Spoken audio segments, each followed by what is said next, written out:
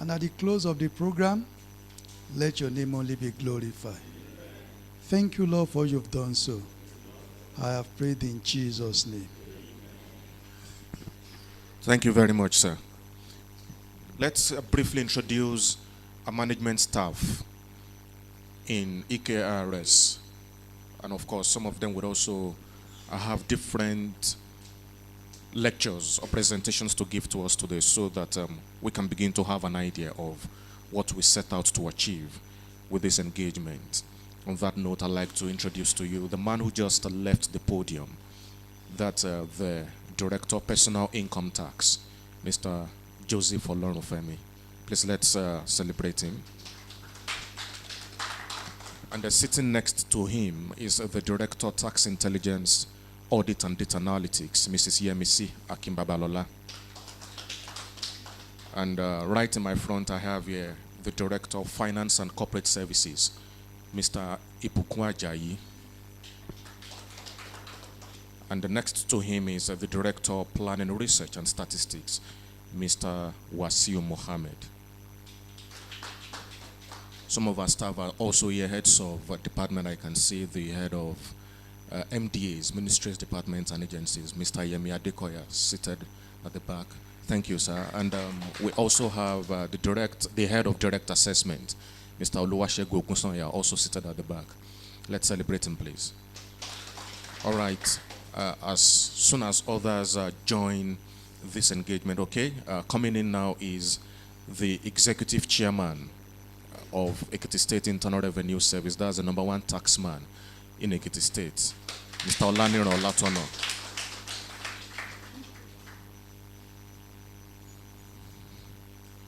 All right, welcome, sir. All right, that's, like I said, when others arrive, we'll do other introduction, but we are pressed for time already. We have spent so much time waiting for participants at this event. And I must also recognize the organizer of today's event. That's the legal advisor to EKRS board, Miss Emanuela Akinyemi. That's the woman organizing this event. All right. I want to bring to the podium now for his opening remarks the Executive Chairman, EKIRS, Mr. Olaniro Olatono, FCTI, FCA.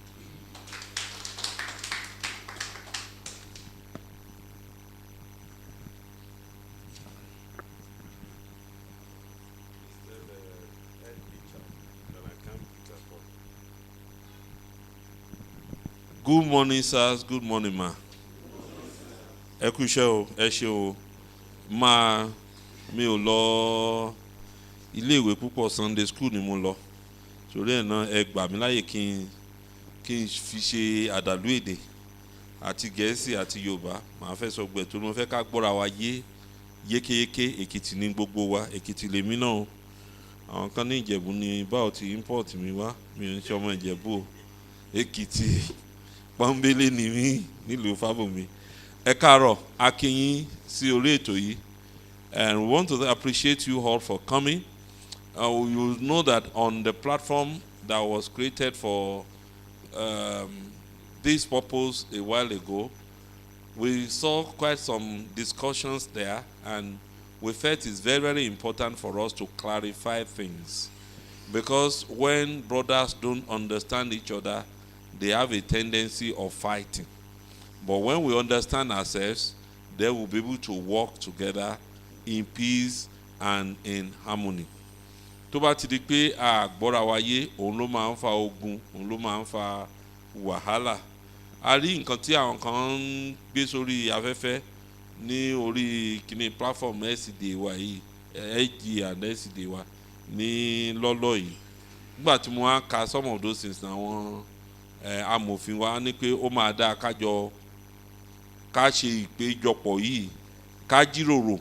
Let us map a way forward. I know some of our road safety officers may not understand Yoruba so well. The Oga that left, I know he doesn't understand Yoruba. So that's why I said I will be mixing it. And I also want to speak in a way that will make everybody comfortable to hear his voice. So that tó bá pé Yorùbá la fẹ́ sọ ká sọ, tó bá pé òyìnbó la fẹ́ sọ ká sọ. Nǹkan tó bá ń dùn yín tó ń rú yín nú, àsìkò wà láti sọ. bákan náà àwọn ìbéèrè tó bá ń jẹ yín lógún tó yẹ pé ẹ fẹ́ mọ̀, you want to be sure, you will also be free to hear your views. This meeting is not just a courtesy meeting, it is the creature of the law. We have law backing it up, and as many of you may know, in EKRS, we do our best to make sure that we are always in conformity with the law. And the law is dynamic. In the last 1 year plus, we've had lots of changes in the tax horizon in this country. And as may be known to you, September last year, Ekiti State hosted the Joint Revenue Board meeting at Ikogosi. And so we had the privilege of being the first state. Please, so, owó orí là ń gbà ń bí o, ẹni tí fóònù ẹ̀ bá ring 5,000 naira ni.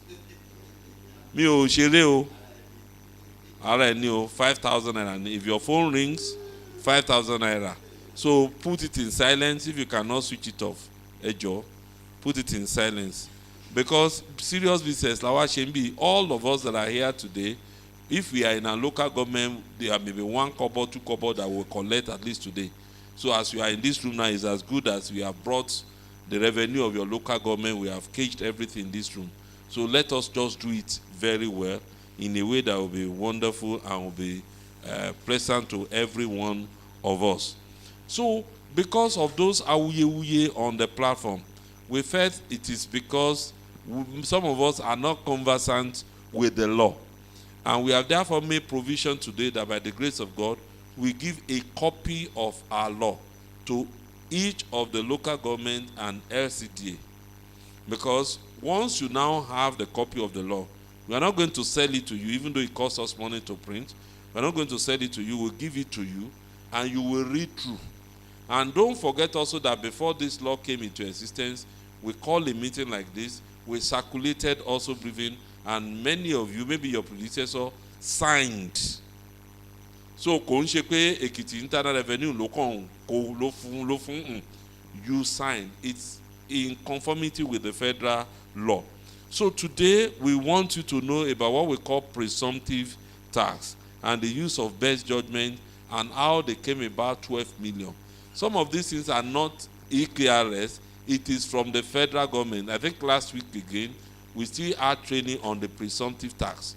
What is presumptive tax? My ogas will see explain it in details to you. But we want you to know that it's a situation whereby somebody cannot tell us, doesn't have audited financials, and therefore it doesn't, maybe somebody doesn't keep enough record. And the law now says for such a person, we can assume that if the person makes close to 12 million in a year, this and this should be the tax regime. They will tell you more of it in details. The issue of tax identification number is also there for you to know. The most important thing is that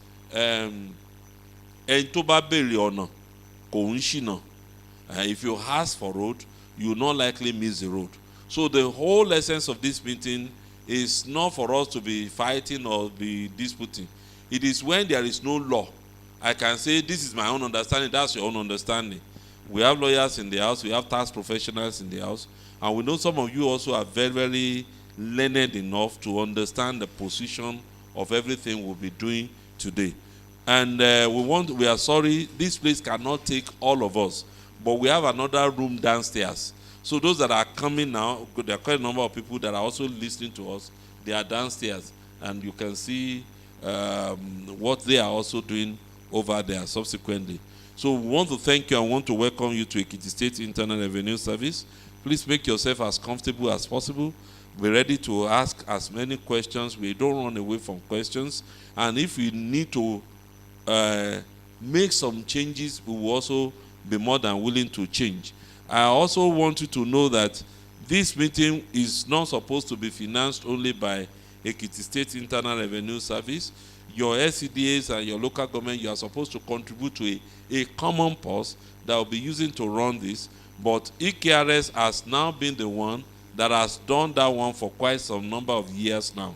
So, and it's more in the interest of the local government and SCDAs to let us run it together. And that also will come up later in the day. Thank you, and God bless you all. You are welcome. Please, if you don't see me in this hall, I'll be going to the other hall downstairs so that they can also feel my presence. But whatever you are doing, I'm totally here. Thank you. Please, let's celebrate him once again. All right, a quick announcement. We found this key somewhere. Please let us know. The key is right here with me. And of course, another announcement is that if you want to ease yourself, for the women, once you step out of this door, there are facing, there is a toilet, or there are 2 toilets for women. And for the men, you go towards this wing. The male toilet is on this wing. Once you step out, you will see at the extreme end of this wing, the men can see the 2 toilets. But for the women, this wing that you are facing as you step out of the door. All right, the next that we have on the agenda now is local government revenue administration, the applicable taxes and levies approved a list of collection. And to do that, I'd like to invite the Director of Planning, Research and Statistics. Ella, please, who is... Okay, let me bring him for you. His own topic, that's a presentation, discussion on review. Oh, okay. The head of direct assessment, Mr. Oluwasegun Ogunsanya, will take that presentation. Local government revenue administration, the applicable taxes, and the levies approved list of collection. Please let's celebrate him as he comes to the podium.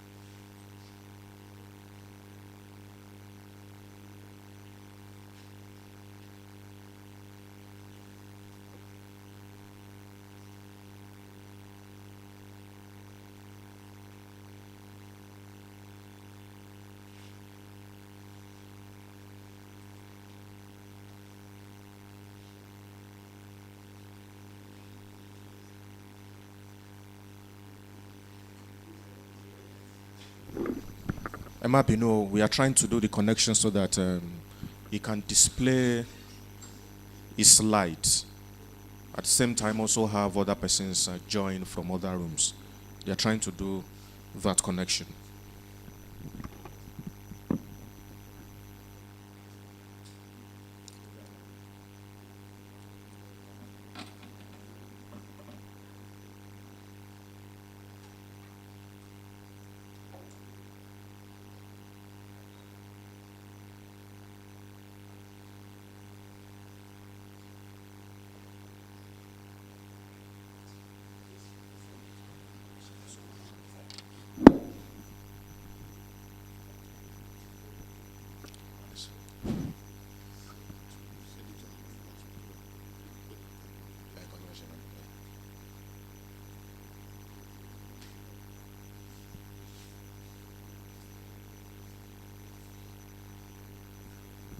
Good morning, sirs, and good morning, ma.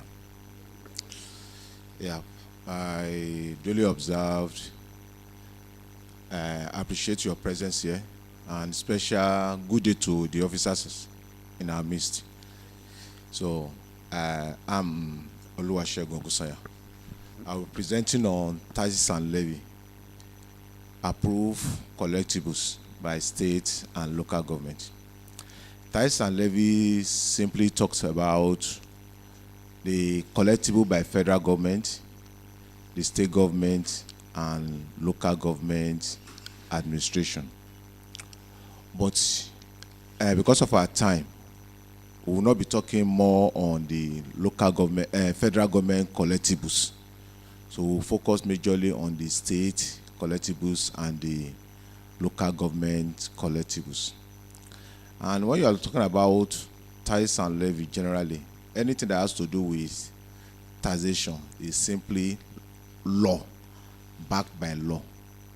So anything that is not backed by law is not tax. It's simply, by my own definition, is simply extortion. If you are carrying out any collectibles, you say it's not, you cannot make reference to, you cannot cite it to any constitution, you cannot cite it to any applicable law, you cannot cite it to guidelines issued by GRB or the respective state internal revenue service. It is simply extortion. And in taxes, you don't assume that in taxes you don't assume that this particular this person is making money. We have to look for one tax that this person should be collecting.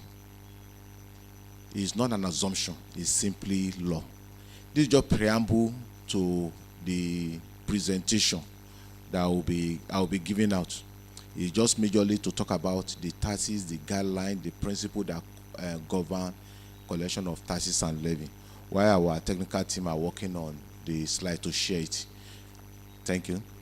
Are you through?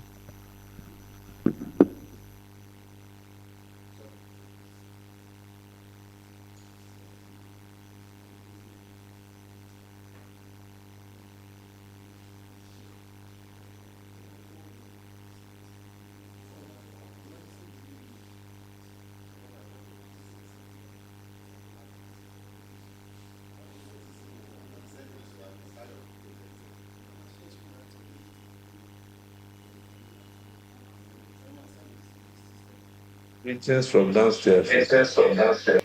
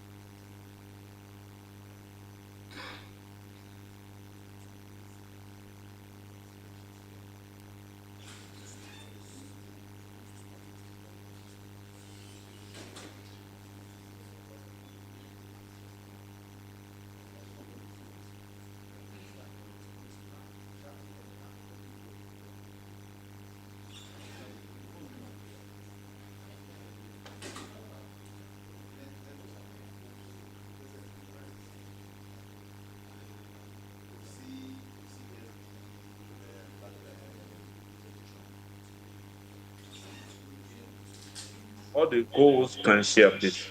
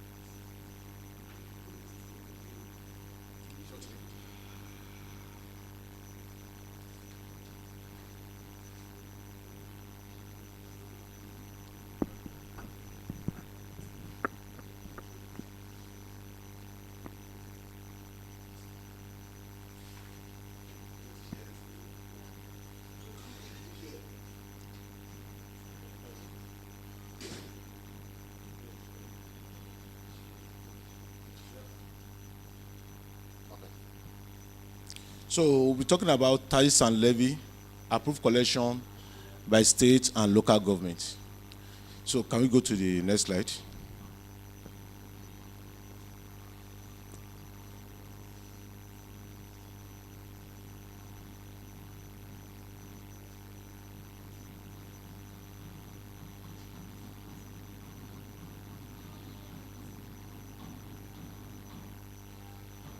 Next one. Okay. Opening remark. The opening remark is we just want to, just as a preamble, putting Ekiti first. In the discharge of our responsibility, the interest of our dear Ekiti state must always come first. Not personal interest, sectional interest, or institutional convenience. Every state levy, every taxes and levy we administer must ultimately serve the collective interest, development, and prosperity of people of Ekiti State. What this simply means is that Ekiti State Internal Revenue Service, neither the local government, we are not competing at all. The interest of Ekiti State should be paramount in our heart. How, and in our tax and levy, how can we work together to better the interests of Ekiti State and the people of Ekiti State? Taxation and the rule of law. Taxation is fundamentally about the law. No tax or levy should be imposed, demanded, or collected outside the authority granted by the law. Where a charge has no legal basis, it ceases to be legitimate taxation and become an unlawful burden on the people. So this opening remark form the basis and the bedrock of my presentation for today. Understanding the new legal framework. The key law introduced by this new administration, we have Nigerian Tax Act 2025, Nigerian Tax Administration Act NTA 2025, Nigerian Revenue Service Establishment Act 2025, Joint Revenue Board Act Establishment Act 2025. We'll not be able to talk details about this law because they are another presentation generally. The NTA talk about the entire taxes. Before now, you have different tax laws. We have Stamp Duty Act, Personal Income Tax Act, VAT. So now, anything you want about Nigerian taxes is under NTA. The NTAA, which is Nigerian Tax Administration Act, is the law that governs the operation of State Internal Revenue Service, that is the administrators and professionals, which is the consultants. We have it is NTAA. Then we have Nigerian Revenue Service Establishment Act. The Federal Inland Revenue Service of those years, which as at December last year, is now Nigerian Revenue Service, no more Federal Inland Revenue Service. Then we have Joint Revenue Board Establishment Act, which is the former JTB. So that is the law. There is now a law that back the establishment of Joint Revenue Board, which is JTB. They are the one that will now formulate any law that has to do with state, federal, and local government. They are the one that is governed to make regulations with the advice to the Federal Minister of Finance or to the National Assembly, the anchor revenue collection generally. Then we have others. We have the 1999 Constitution of the Federal Republic of Nigeria, where we have bulk of the revenue collectible, size collectible, and functions of local government. We have it in the Constitution of the Federal Republic of Nigeria. We'll talk about that. Ekiti State Revenue Administration Law 2025, then guideline for implementation of harmonized subnational tax is Nigeria. So under this guideline now, the guideline that governs the collections, majorly you see that of the haulage, the harmonization, we have it in that guideline. Then the taxes and levies list. I will not talk more on the state collectibles, that it doesn't have much impact here because of our time. The income tax, because the present tax law as under the new tax and levy, before now we have in Nigeria federal, local, and state government, we have more than 66 taxes. The federal government has now asked the JRB that they should harmonize it. It should not be more than 10 taxes. So that's why we now have the new revised Tax and Levy Act. Then you have this income tax. Under the income tax, we have the payee, direct assessment, chargeable gain, withholding tax, presumptive tax. So they are collectibles by these collecting authorities. That way you can put this here. Okay, I will talk about that. So the collecting authorities for that is Ekiti State Internal Revenue Service. They are the collecting authority for income tax. So, and that is some of the where we have some issues with local government and state government. It's not in Ekiti State, it's general. So the local government will go to collect maybe shop and kiosk street levies. The Internal Revenue Service will come. The people in the taxpayer will now say, they've paid to state, they've paid to local government. Taxes is collected by state. Local government collects levy fee. That's what local government collect, not taxes. So that's what you have to go. So personal income tax is quite different from the business premises, the shop and kiosk rate they are paying. So they are not the same thing. Then we have stamp duty. Stamp duty, I don't want to talk about that much because of our time. Then we have what they call property tax. Then under the property tax now, in the new tax and levy, all these are to be harmonized and called property tax. But before this law, Ekiti State is ahead because we are having what we have harmonized this as LUC, land use charge. So land use charge in Ekiti State harmonizes the tenement rate. The tenement rate is by law, local government is empowered to collect tenement rate by law, by Constitution of Nigeria, while ground rent and neighborhood development levy, which is the A, C, and E, they are collectibles in the state. So because these three collectibles, it is one single taxpayer that is making that payment, a single tax base.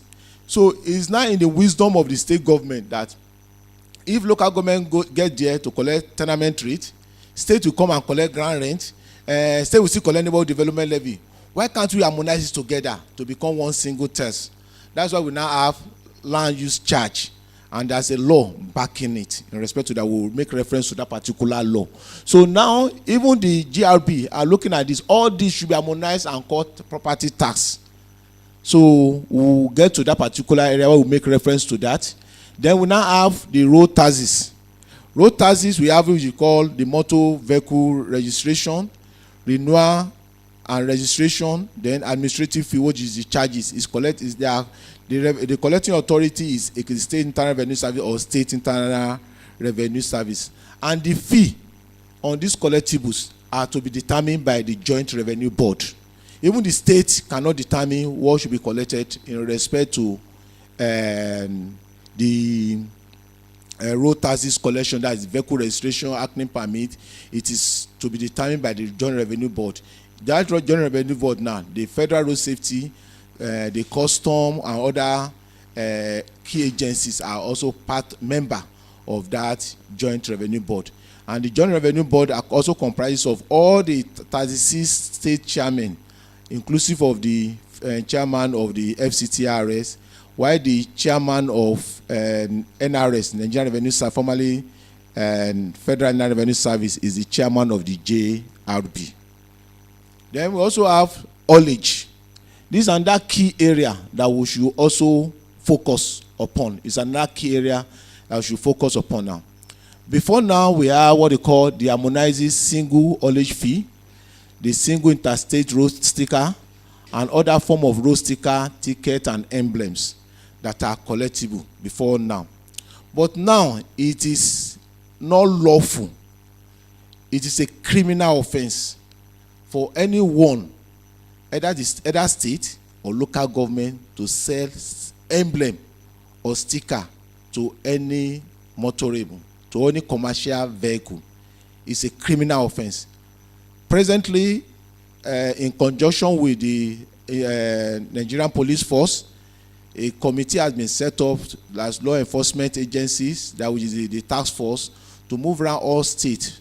Any roadblock, anyone that is found on the road collecting this illegal levy, they will be arrested and prosecuted. It's even in the law. If you check the Nigerian law, which is the NTA section 100 to 127, you'll find those penalties there. So now this haulage fee now is now all this what we have here is now harmonized as haulage fee. So this haulage fee now, the collection, the parameter for collection, the rate will be determined by the Joint Revenue Board, not even state, because it is harmonized. So that what is collected, the rates that you charge in Ekiti State is that same rate will be charged in Maiduguri. That state will be charged in Lagos State. It will be charged any part of Nigeria to administer it. So now, on this particular one, the collecting authority is Ekiti State Internal Revenue Service. I make reference to Ekiti State Internal Revenue Service because we are in Ekiti State.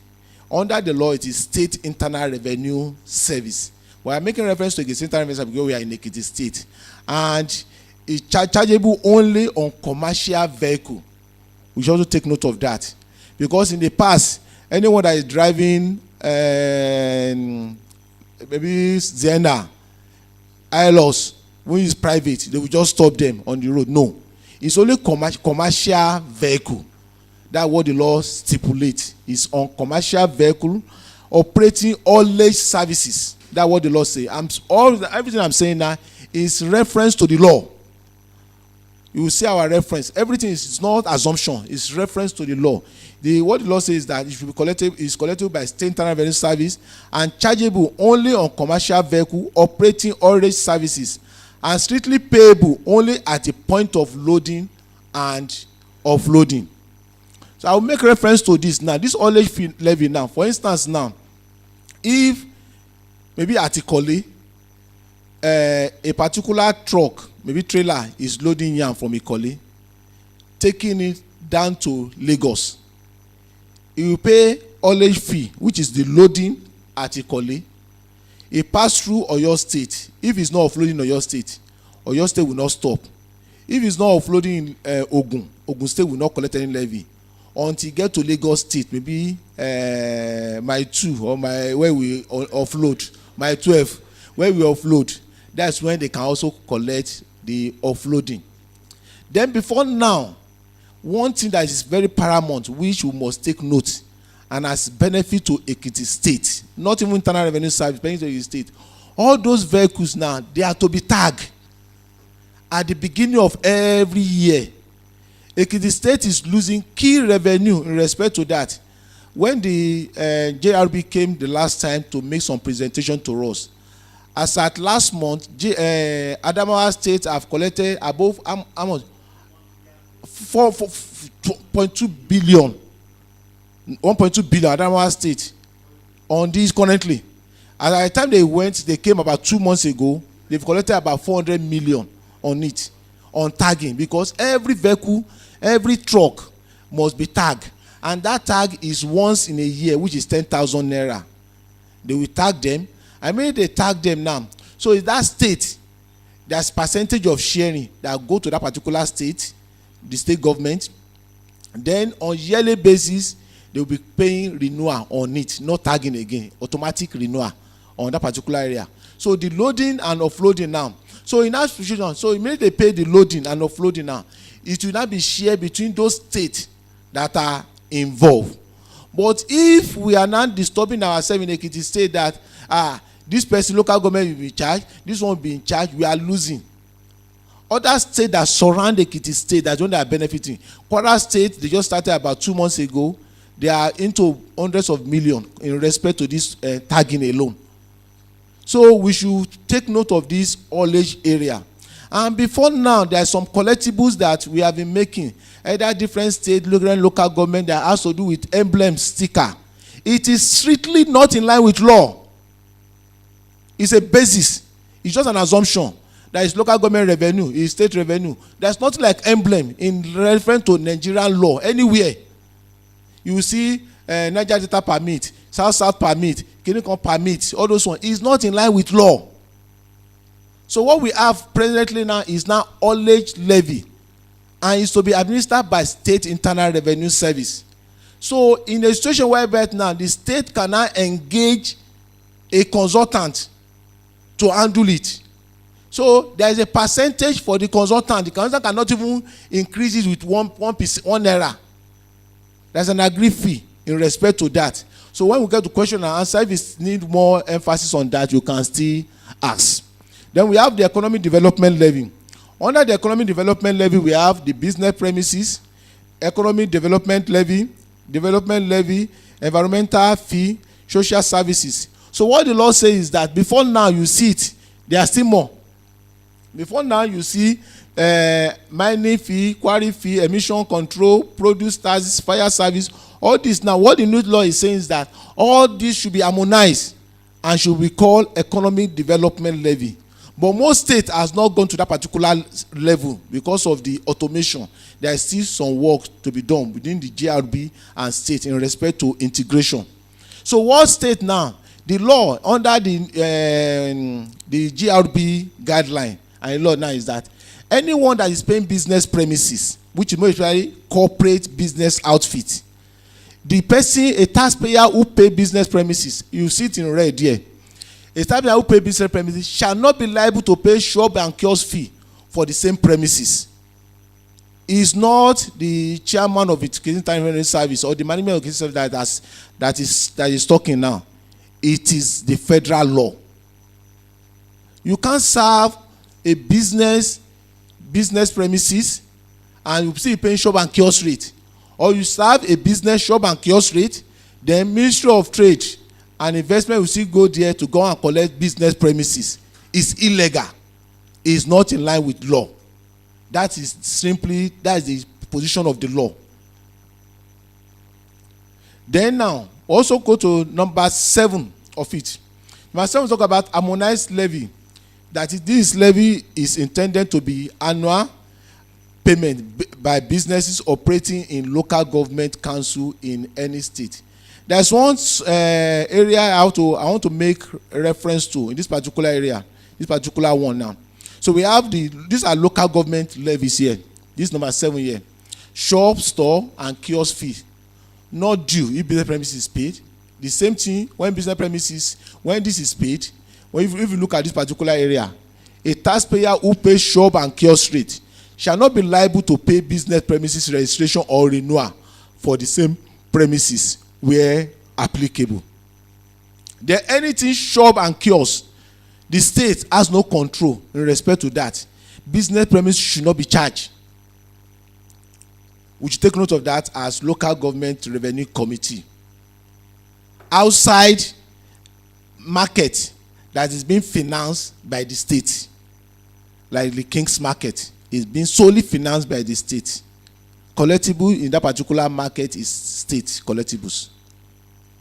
But any market, local, like shops, any shops or kiosks, there is one of our particular meeting like this. Someone asked, we met with one local government, they serve bank, shop and kiosk trade. They call it operational permit.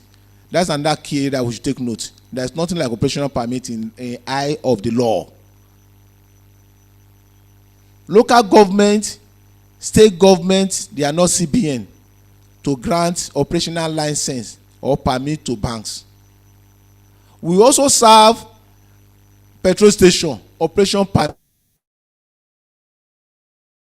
DPR, operational permit to filling station. Then that state to grant operational permit.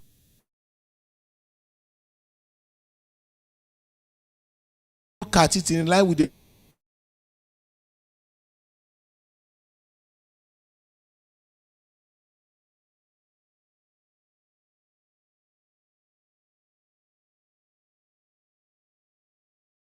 of damages in respect to that when they were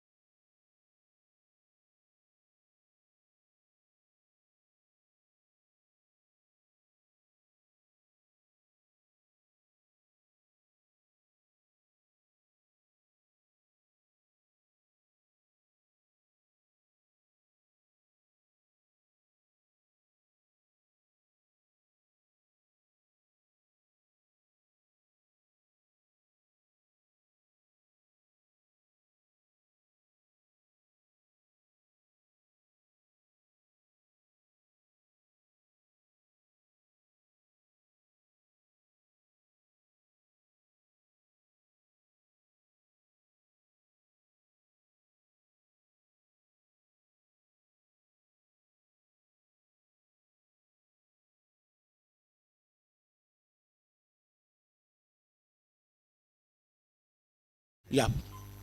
So here now, bicycle, truck, canoe, wheelbarrow, cart fee, other than mechanically propelled truck, is the constitution is seen in section 14 of Nigerian constitution. We will say section 14, no, yes, section 14(7) of Nigerian constitution. The local government don't have collecting rights on any mechanically propelled truck. Is the collectible of the state government. That is the law. So that's why when you are looking at haulage fee, that's why they place it at the collectible of the state government, because they are mechanically propelled. Then we now have users charge. Under the user charge fee, the explanatory note we have there, payable only when relevant services is required. These are collectible local government too. Wrong parking charges, marriage, birth and death registration fee, naming of streets registration fee, signage and mobile advertisement is collectible of local government, public convenience, sewage and refuse disposal. Reference to advertisement. Government, not this administration, has made a law, and we have made reference to it. Chairman then and some of the committee then, law they signed, it was passed by the State House of Assembly, setting up Ekiti State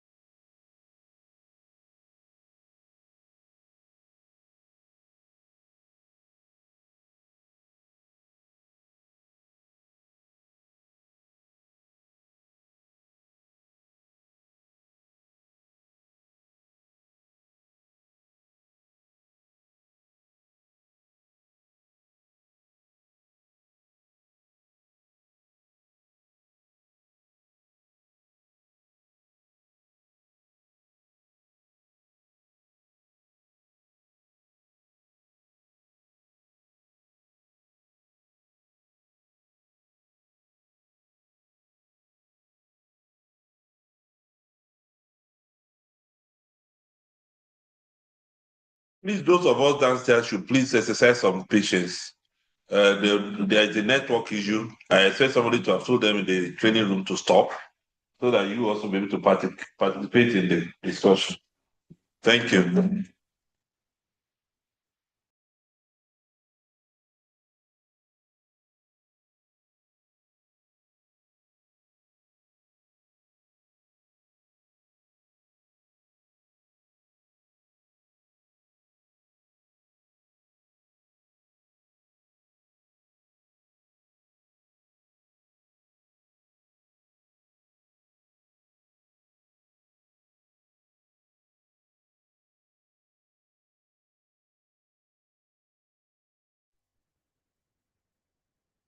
ICT team, please resolve as quickly as possible. Thank you.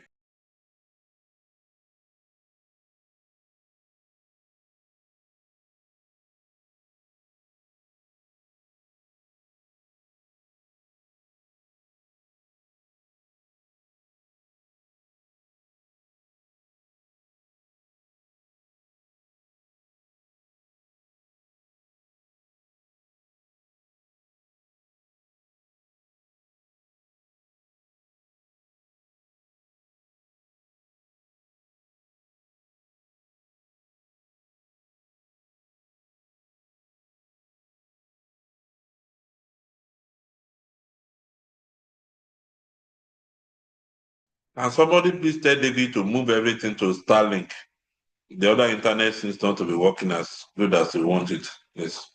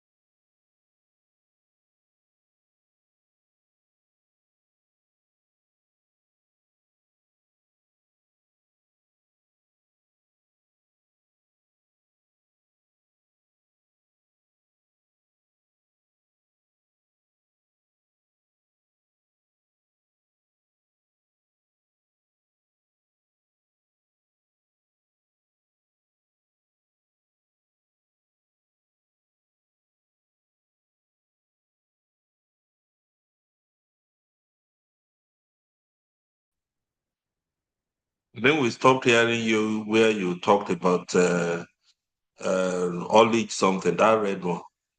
And the economic development, we see also how you talk to that level. So go to the next slide, please. Next slide.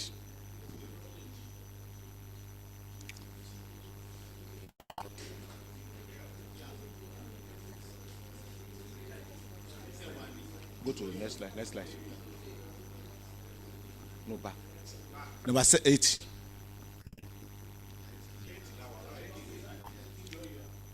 Yeah. Okay. So we are sorry for that break in transmission. So I will just let me rush through here now. These are the major collectibles of the local government in line with Tax and Levy Approved Collection Act and the Constitution of the Federal Republic of Nigeria. So under this now, the user charge, that's what it will be all be harmonized. We have the wrong parking charges, marriage, birth and death registration fee, naming of street registration fee, signage and mobile advertisement fee, public convenience sewage and refuse disposal fee. So I said this signage and mobile advertisement now, it has now been harmonized as to be collectible by under which is the right of collection has been given to a state signage and advertisement agency. So which the sharing formula is now arranged between the state and the local government. And in several meetings, the executive chairman, they duly appreciate at least they are getting even more than what is expected from what is supposed to get with respect to the sharing formula from the IGR of the state.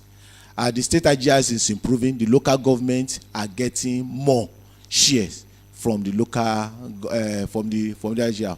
So that has to do with respect to that. Then we have to do with customary burial grant permit fee, religion places establishment permit fee, wharf landing charges where it is applicable. All these collectibles are collected by local government administration.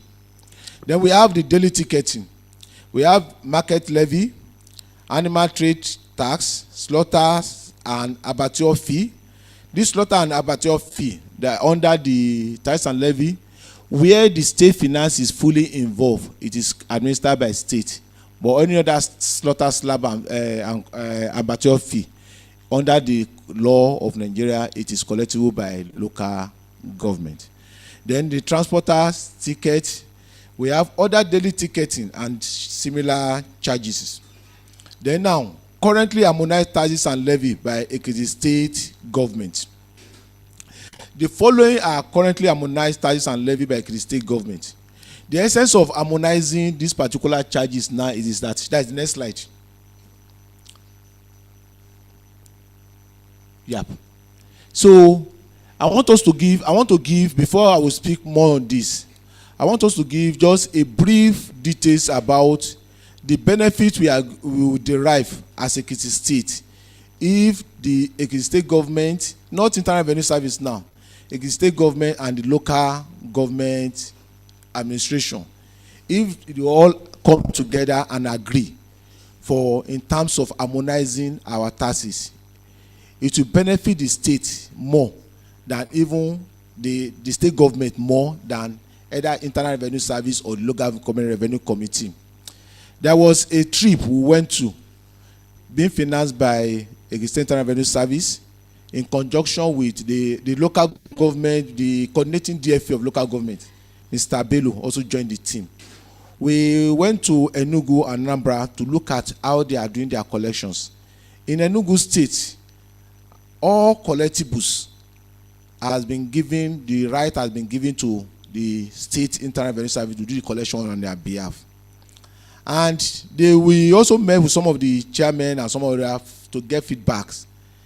As of today we are speaking, in the mid-term report, Enugu State is among the 5 highest collecting states in Nigeria because of that particular policy, and it pays the state more. But what is important now is now the trust between the local government and the state and the legal framework on how to do this. That's one of the key areas that we are going to, which is that has to do with administrative talks, but is more beneficial, and it pays the state more if all these tithes are harmonized. But in respect to current operation in the state, these are harmonized taxes and levy, LUC, which is this land use charge harmonizes, which is the ground rent, the tenement rate, and neighborhood development levy. The law that established that was enacted on 17th October 2013. So it's not just that the state or local government just assume that it should be collected, but it's a law that is backing that. The other collectible that has been harmonized, that we have in harmonized bill, we have the signing and advertisement fee, the radio and television license, and the liquor license. In reference to the SEBA, that some of the local government laws must collectible should be harmonized. So, and there's an agreement, and it was also signed off that the signage and advertisement fee, radio and television license should also be harmonized in respect to that.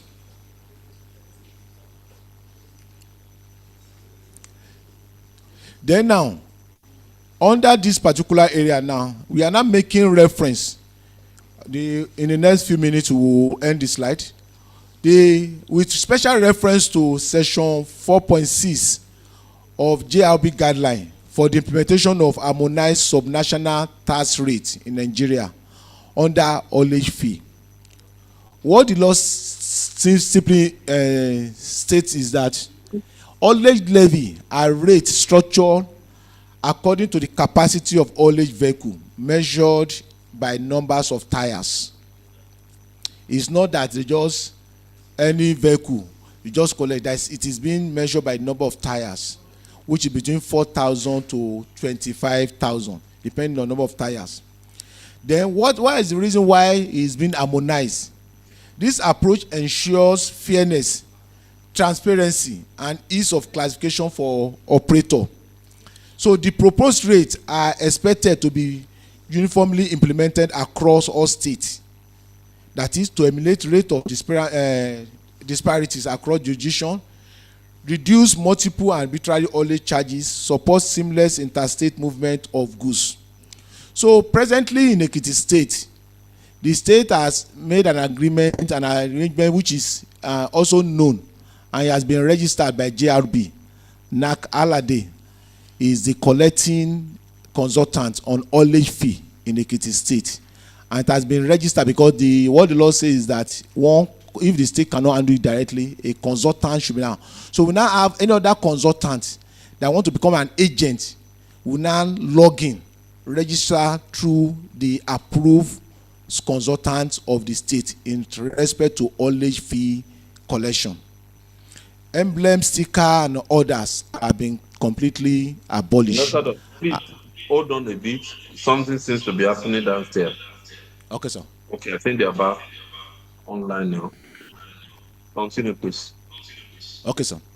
So in respect to this now, I've said that the collecting consultant on behalf of the state government now is NAC Alade, and they have been registered by Joint Revenue Board. Any other consultant or agent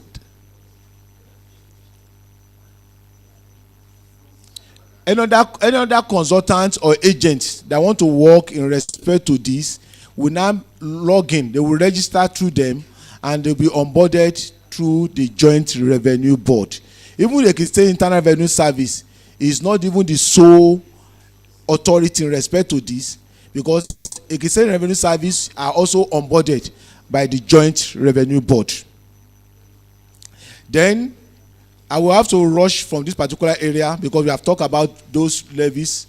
So we also talk about the framework. The framework was developed, which is the harmonized tax and levy, simplify collection, enhance accountability, eliminate multiple taxation, eliminate illegal collections, reduce revenue leakage, deploy technology, improve ease of doing business in Ekiti State. Next slide, please. Then function of the local government with reference to IG Internal Revenue Service by the fourth schedule, section 7, 1999 Constitution of the Federal Republic of Nigeria, as amended 2023 fifth alteration. We are speaking strictly in line with law. What the Constitution says about the functions of local government. You can make reference to that. That is, 4th Schedule, Section 7, 1999 Constitution of the Federal Republic of Nigeria, as amended in 2023, just about a few years ago, the 5th alteration. That's what we are making reference to. The function of local government council, with reference to the LGA, collection of rates, radio and television license, establishment and maintenance of cemetery, burial ground, and homes for destitute or infirms, licensing of bicycle, truck, other than mechanically propelled truck, canoes, wheelbarrow, and cart. We take note of that. Other than mechanically propelled truck, any truck that is mechanically propelled by Constitution of Nigeria, local government is not collectibles of local government. Any levy or charges that is coming from that particular area is the Constitution of the Federal Republic of Nigeria. Establishment, maintenance. Hello. Sir. Hello. Can Sir. you explain to us what is mechanically propelled? What is mechanically propelled? When you say mechanically propelled, just we say wheelbarrow. Wheelbarrow is not mechanically propelled. Anything that use engine. Anything that use engine. The petrol truck, the diesel truck, the CNG truck, they are all mechanically propelled. That is engine, that use engine, that you ignition, you start it and you move. So they are all mechanically propelled. Is this strictly the Constitution of Federal Republic of Nigeria? So that is what the law stipulates. So we just take note of that in respect to that. Yeah. So they are all mechanically propelled. Even the tricycle are mechanically propelled. The motorcycle are mechanically propelled. By the Constitution, it said bicycle. Then truck, which is other than mechanically propelled, because a lot of people are saying truck is there. So that the Constitution is now saying that anything other than mechanically propelled trucks. So we take note of that.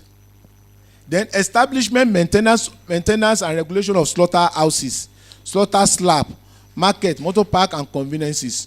And those, I also said that in respect to the law, any motor parks, any slaughterhouses that is state finance is fully involved, the state do the collection. But if the state finance is not involved, it's collectibles of the local government. Constructions of maintenance of road, street lights, all those, there's line we call it, naming of road and street numbering of houses is local government collectibles.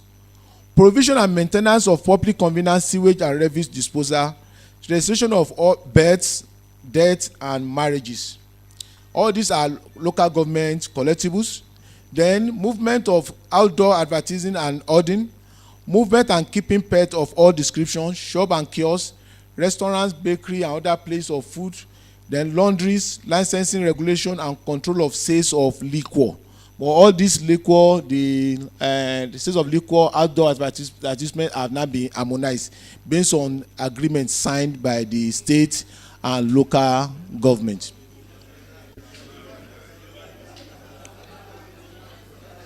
Hello?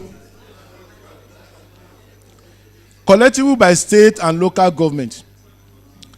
Second schedule, now we are speaking to Ekiti State Revenue Administration Law.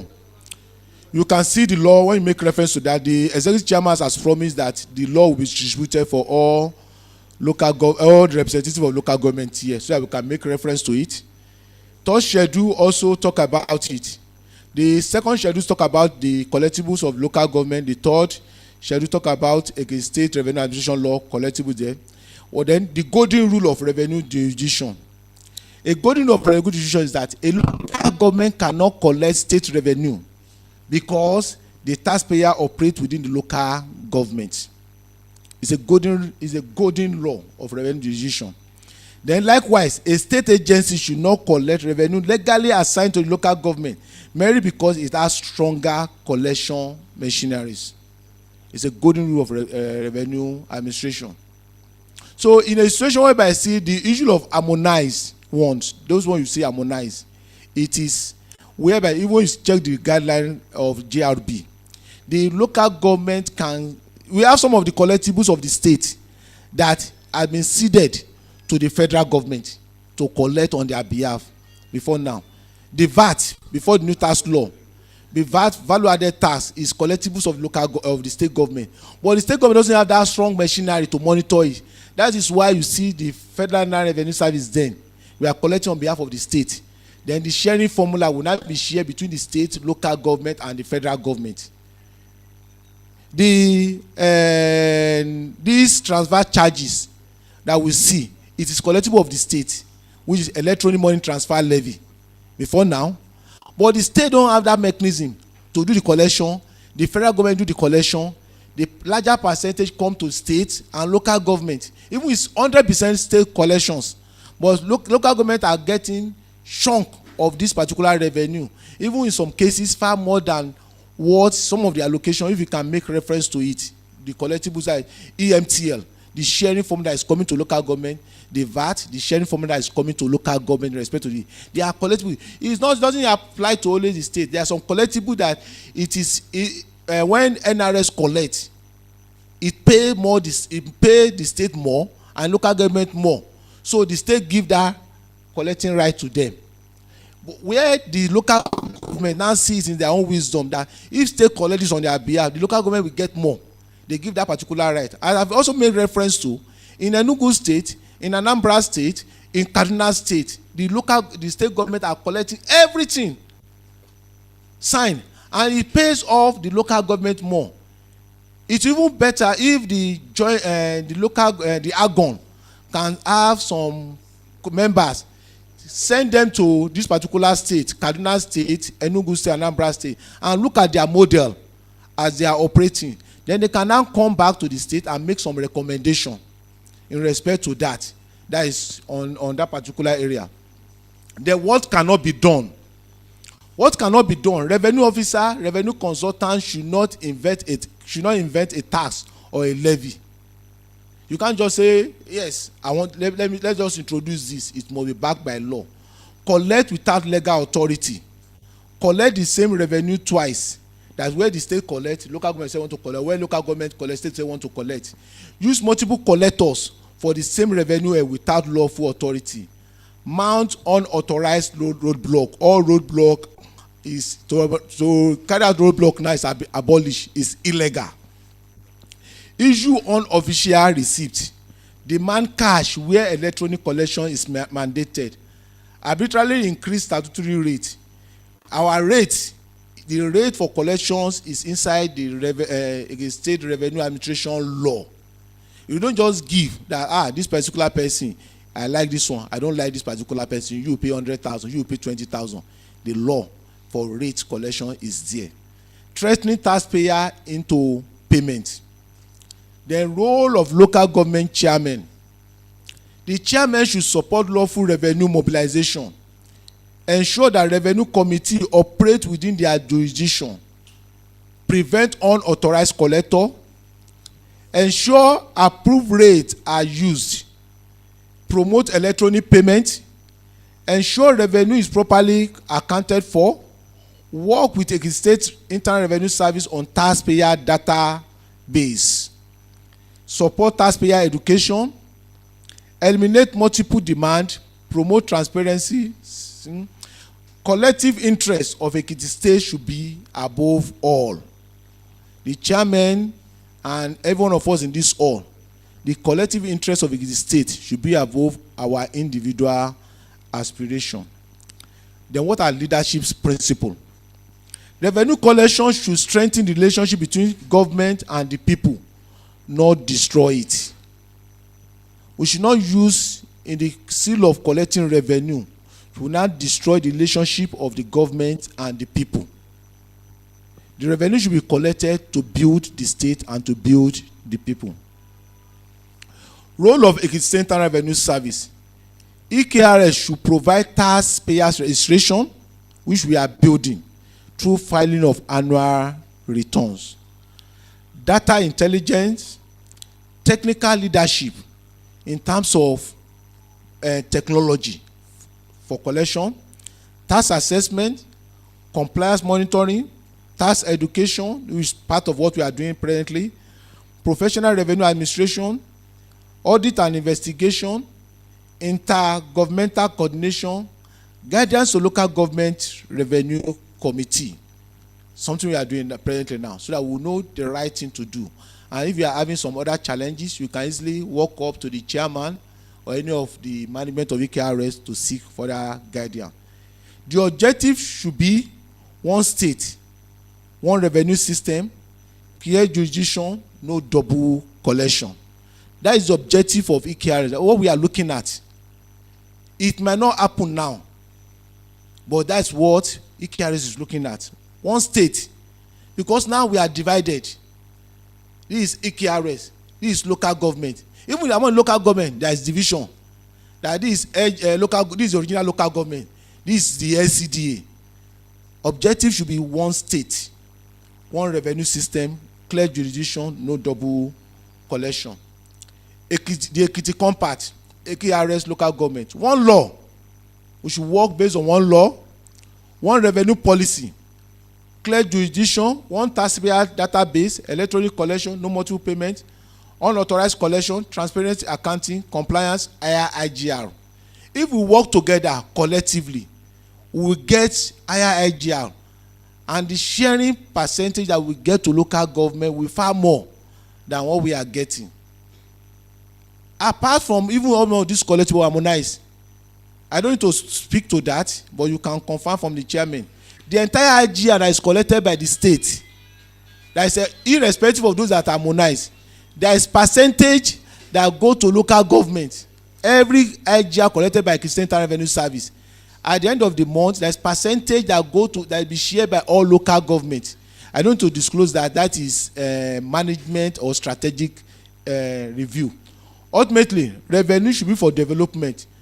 Revenue, not revenue for extortion. Conclusion. My conclusion is this. Let's put Ekiti State first. Our responsibility is not merely to collect more revenue. It is to collect the right revenue from the right taxpayer at the right rate, through the right authority, under the right law, and account for every naira collected. The objective is not maximum taxation. The objective is maximum lawful revenue with minimum taxpayers' burden. What we are trying to say in this particular area is that as we are all moving to improve revenue of our local government, to improve revenue of the state, it's not to create burden for the taxpayer. It's not the revenue that we just individually, we go to the pocket of individually, either consultant or the revenue officers, either for local government or state. But the overall interest of Ekiti State should be put as our paramount goal. The objective is not maximum revenue but minimum taxpayers' burden. Finally, these are the references and legal documents used to prepare this law. It is not an assumption. We can snap this and make reference to it. Constitution of the Federal Republic of Nigeria, 1999 as amended. The Nigerian Tax Administration Tax Act 2025, Nigerian Tax Administration Act 2025, Nigerian Revenue Service Establishment Act 2025, Joint Revenue Board Establishment Act 2025, a State Revenue Administration Act 2025, a State Harmonized Tax Levy and Levy Approved Leaves, relevant regulation guidelines and circular issued by Joint Revenue Board. Thank you and God bless.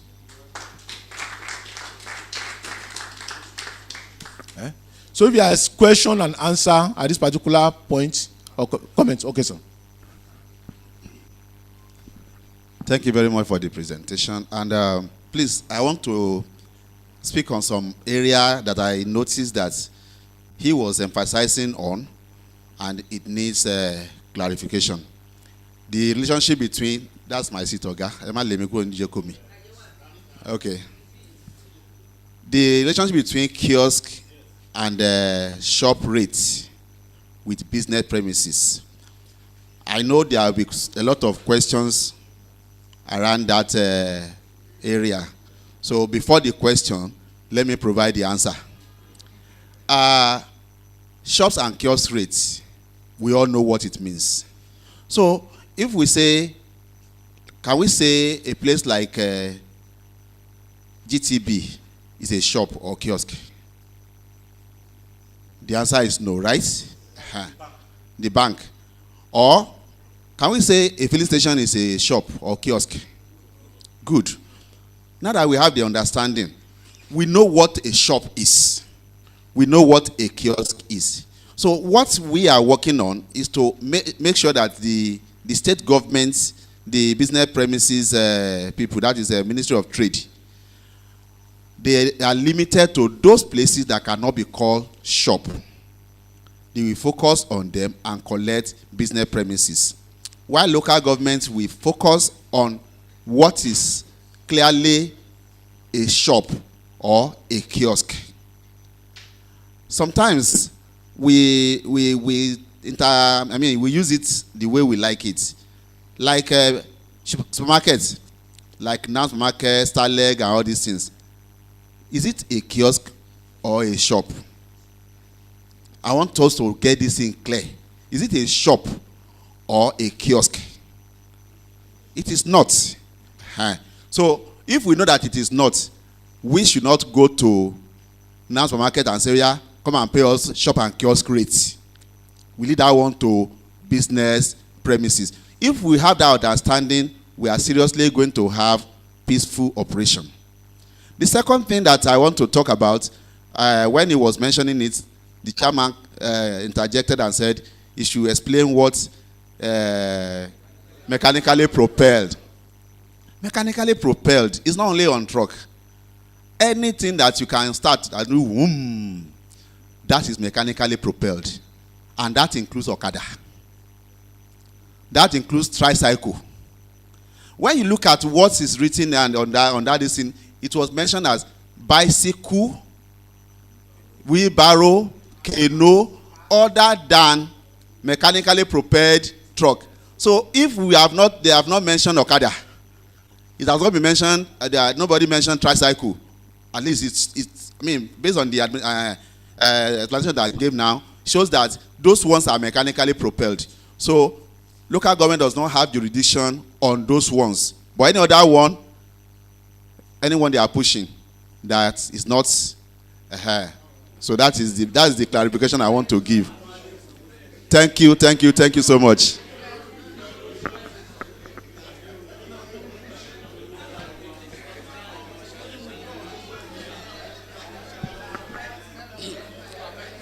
Thank you, sir. My name is Odewumi Oladipo, rate officer, Idosi local government. Thank you for, you said question will be coming on that business premises. Like I want to ask that in the case of we have the wholesaler and we have the retailer, that on the issue of those people, like we have big shops selling tires, let's say they are in this area or in other of our local government, we know that they are business premises. What of those people that carry like 20 packs of tire in their shops and paint? So I said, so we no local government can go to those shops. That's a shop. Thank you, sir. Then on the issue of haulage and this haulage and loading and offloading, you know, like Ekole and like my local government do. See, we have this yam. The trailer, you talk of tagging these lorries. We know it's off course for us. But they used to, like this yam season, is within 2 weeks or 3 weeks. The lorries will just come. Your people are not there. We saw them. My chairman was saying, what is happening to loading and offloading? I said, I don't know, sir. Because if we should go, and you said you have agents that collect it, and these people, they came in the evening, they've gone in the morning. So is it not lost when these people are not there? So that's area I want to know about this yam. Then in those like Ekole too. So local government people are not to go to those markets to go and interact or collect anything. I want no, like the yam that, you know. Yes, so we should not go to like Ekole market now for yam. I want you to clarify.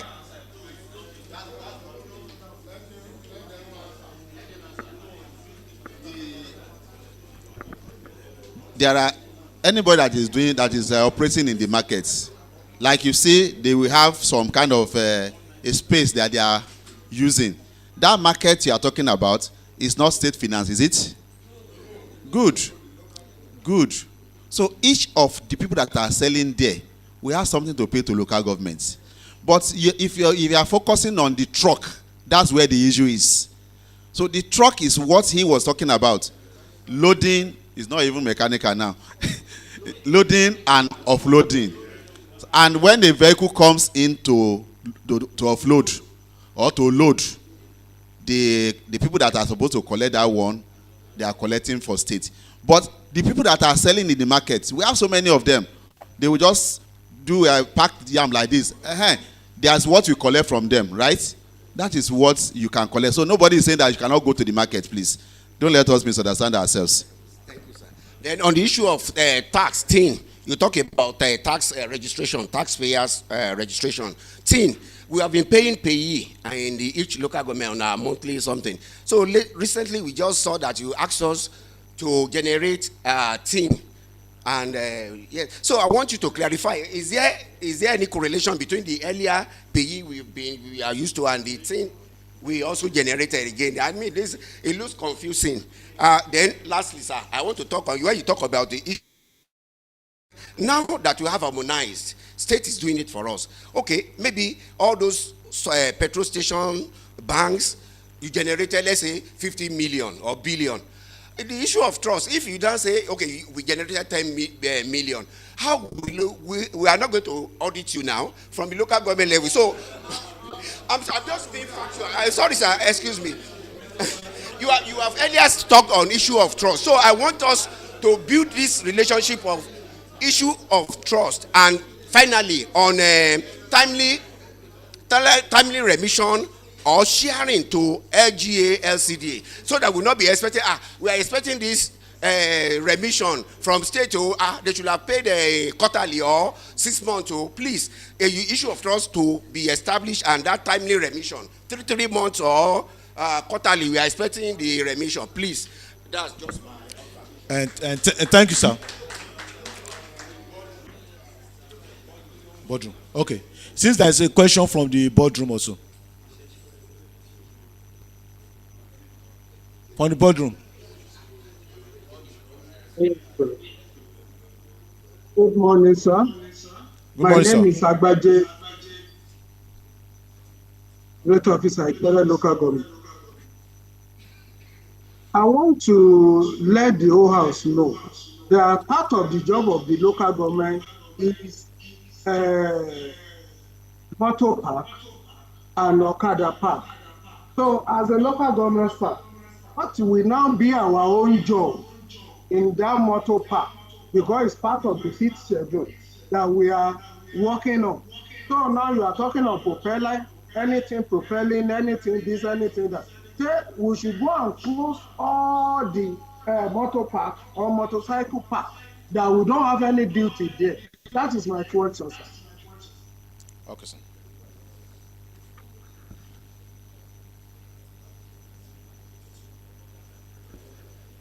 Okay, thank you. So first, the first speaker, issue of trust. That is one of the key action of the executive chairman presently that is doing. Before now, it seems the trust has been completely lost, and the executive governor has worked tirelessly in respect to that too. Presently, we have some of our, like that of liquor license. There is a sharing automatic, immediately payment is made. There is a sharing formula between the local government, which they get the larger percentage of it, the state, and the consultant. Immediately payment is made, auto split. It's been splitted to the designated account drawn by Agon. That of the state government get to them, and that of the consultant as the cost of collection also get to them. So that trust is being built gradually. And any area that you see me make reference to state, that the state benefit more. State benefit more now, this is not internal revenue service. We will take reference to that. That if the revenue collectively increase, if you harmonize, the state benefit more. And state benefit more this time around is not a internal revenue service. Because every collection is not coming to the pocket of Ekiti State Internal Revenue Service. is going to the account of the state government. So at the end of the after the JAC meeting, the sharing will be done. The state get, local government also get larger percentage. So anytime you see me make reference to the state, the state will benefit more. It is both the state and the local government, not the state internal revenue service. Then you also raise one observation in respect to that of Ekiti. I salute your statesmanship in respect to that. So with the consultant NAC, we will definitely inform them, and to also, if possible, to work with you, being the rate officer and the local government, because they also need the support of the local government officers working there. They will get your number. The consultants are also here too. They will get your contact so that they can work in line with you after the meeting. So they will look into that. Thank you for that observation. Then you talk about the issue of paying. I want to talk, that's where we are going to taxation. That taxation special in respect to that. Presently, what the law says in respect to that, when you're talking about registration, any one of us, anybody in this hall that is not having what they call taxpayers ID is violating the law of Nigeria, which is NTA, Nigerian Tax Administration Act 2025. As we are sitting here right now, we should go and register. Anybody that is not having tax ID, definitely you have not filed your annual returns. And failure to file annual return in Nigerian law as at today, it's not like it's saying internal revenue service law. Nigerian law as at today, you are indebted to a liability of 250,000 naira. Let's get it clear. The law stipulates that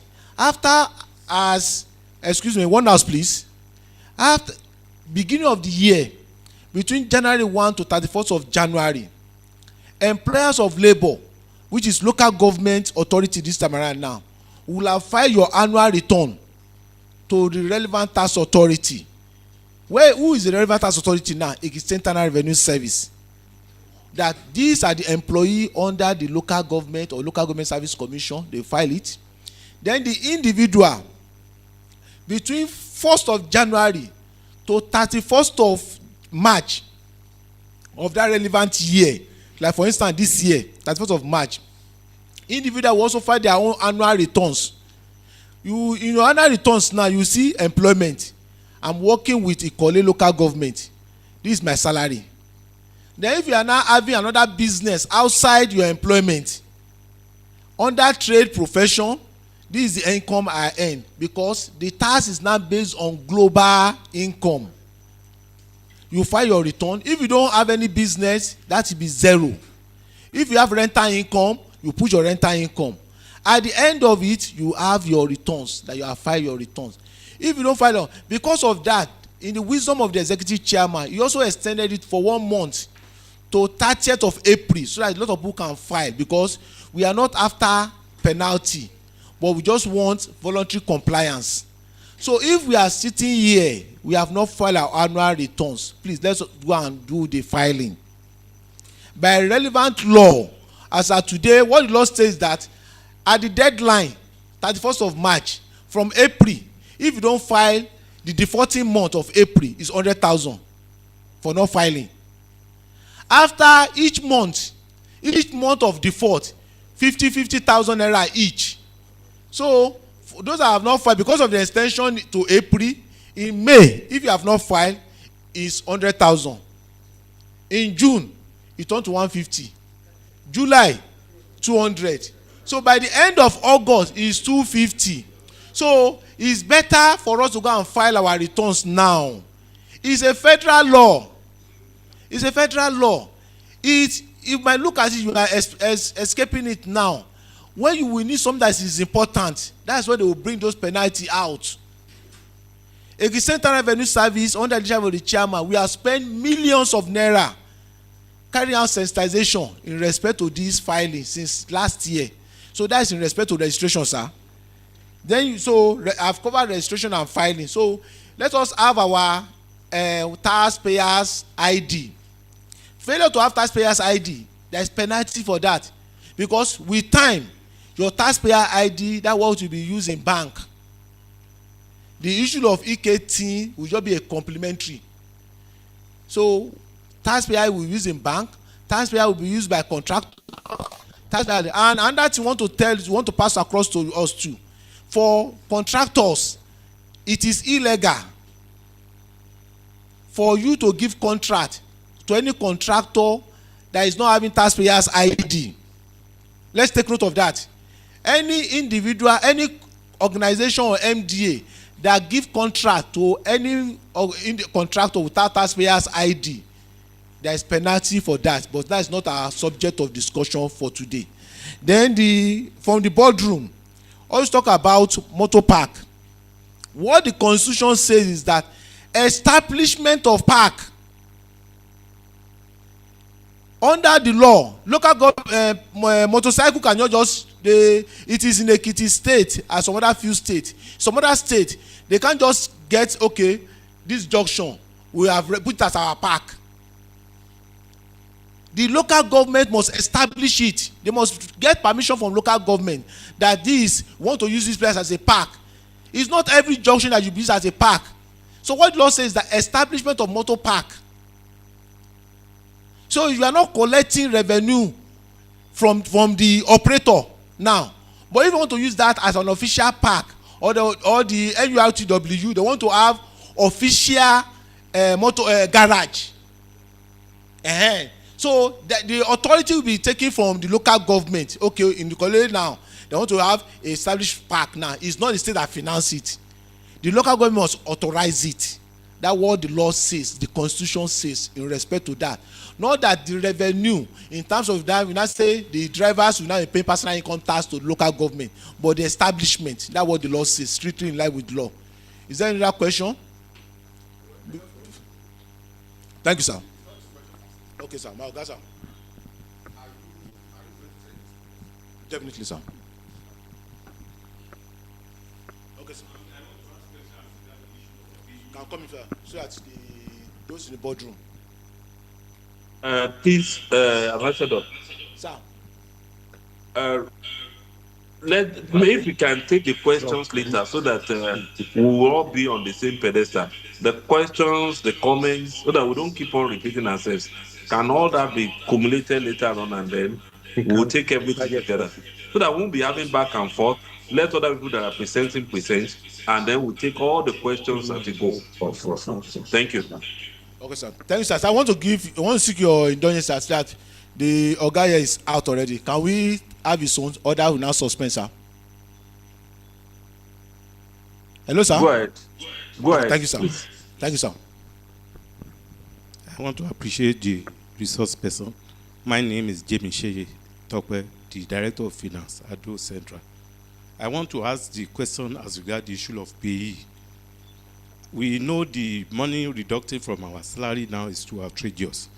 What percentage are you using to collect as regards the issue of PE? Secondly, the issue of signage. You said this thing has been committed to signage agency, that we have been given, you are going to be given certain amount of percentage. But for long, I don't know, we've not been taking any money from them. Thank you. Thank you, sir. In respect to PE, based on authoritatively, I'm speaking in respect to the law. The rate currently being used to calculate personal income tax is low. For those that hello, sir. For those that will be getting higher, from if you are earning, I don't think if you earn even less than, I don't think any of us is earning up to 1 million here in a month. So if you don't earn up to 1 million naira in a month here, your pay rate will be lower. It's because of time. I will display the table here. Your guy part of pay is here. Say we will do the calculation. Maybe we will have another time in our next meeting. We will do presentation in respect to personal income tax, the calculation and everything. Or after this meeting, sir, you can see us. We will give you the rate and the calculation. If you are paying far more than what you are paying before, something is wrong somewhere. We will give you the calculation and we will give you the table. Thank you, sir. or that's what my director said. If you are not doing the right deduction before, you are not doing the right deduction before, and now the local government or the particular employer is now is now complying in line with the law, doing the right deduction, it might look that it's higher. But if you are doing the right deduction, there will be lower deduction. But after this meeting, you can meet us. We'll give you we'll do the calculation. Maybe under next time, that maybe the legal advisor can slot in personal income tax as part of our topic. Thank you. Okay, on issue of signage. On issue of signage, that should be a management decision, that is strategic decision. But what I understand, I've been in a meeting where all the chairmen are. They collect percentage of the entire IGR, and which they confirm that is even far higher than if they will be giving them directly on signage. That's what they are collecting. You can confirm that. They've confirmed that they collect a percentage of the entire IGR collected by the State Revenue Service. That will get to them too. And they also appreciate the executive chairman for increasing the revenue of the Ekiti State. Thank you. Respect to that. Please, let's suspend questions for now. Let's thank Mr. Oluwasegun Ogunsanya. That's the head of direct assessment, TKRS. Let's thank him, please. All right, like the chairman has said, please, if we have more questions from this last presentation and, of course, the subsequent ones, please hold on. We have 2 more presentations before we wrap it up. You can accumulate your questions and you can ask all at a time. Thank you for that. I'd like to invite the Director, Planning, Research and Statistics, Mr. Wasim Mohammed, to take the presentation and discussion on review of revenue collection and remittance by local government and LCDAs. Mr. Wasim, over to you. Please, let's celebrate him as he comes. Good afternoon, ladies and gentlemen. My name is Wasim Adeyemi, as has been introduced, and I'll be discussing review of revenue collection and reporting of local governments and LCDA. This discussion is strictly on the law, the Ekiti State law, the newly passed law in 2025. Everything about the discussion is on that law. I'm not going to federal. Please, can we put in presentation mode so that it will clear for everybody to see, please? It's already shared, sir. This is not shared in the presentation mode. Oh, yeah, presentation now.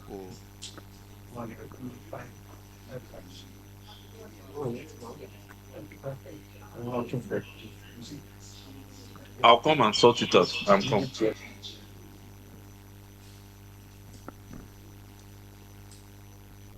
So, I think it's okay now, Abi. So, this discussion today, like I said, is mainly on the new Ekiti State tax law, revenue administration law, 2025. And there's one thing that we want all of us to understand in this discussion, that whatever we report in our local governments, anything we report in our local government is forming part of the collection of the state government.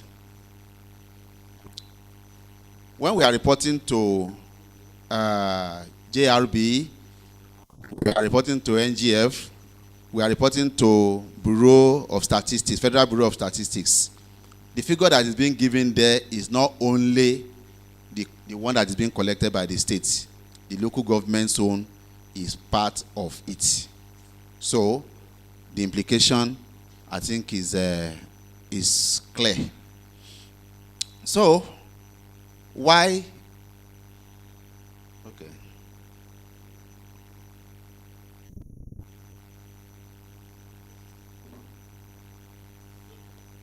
Okay.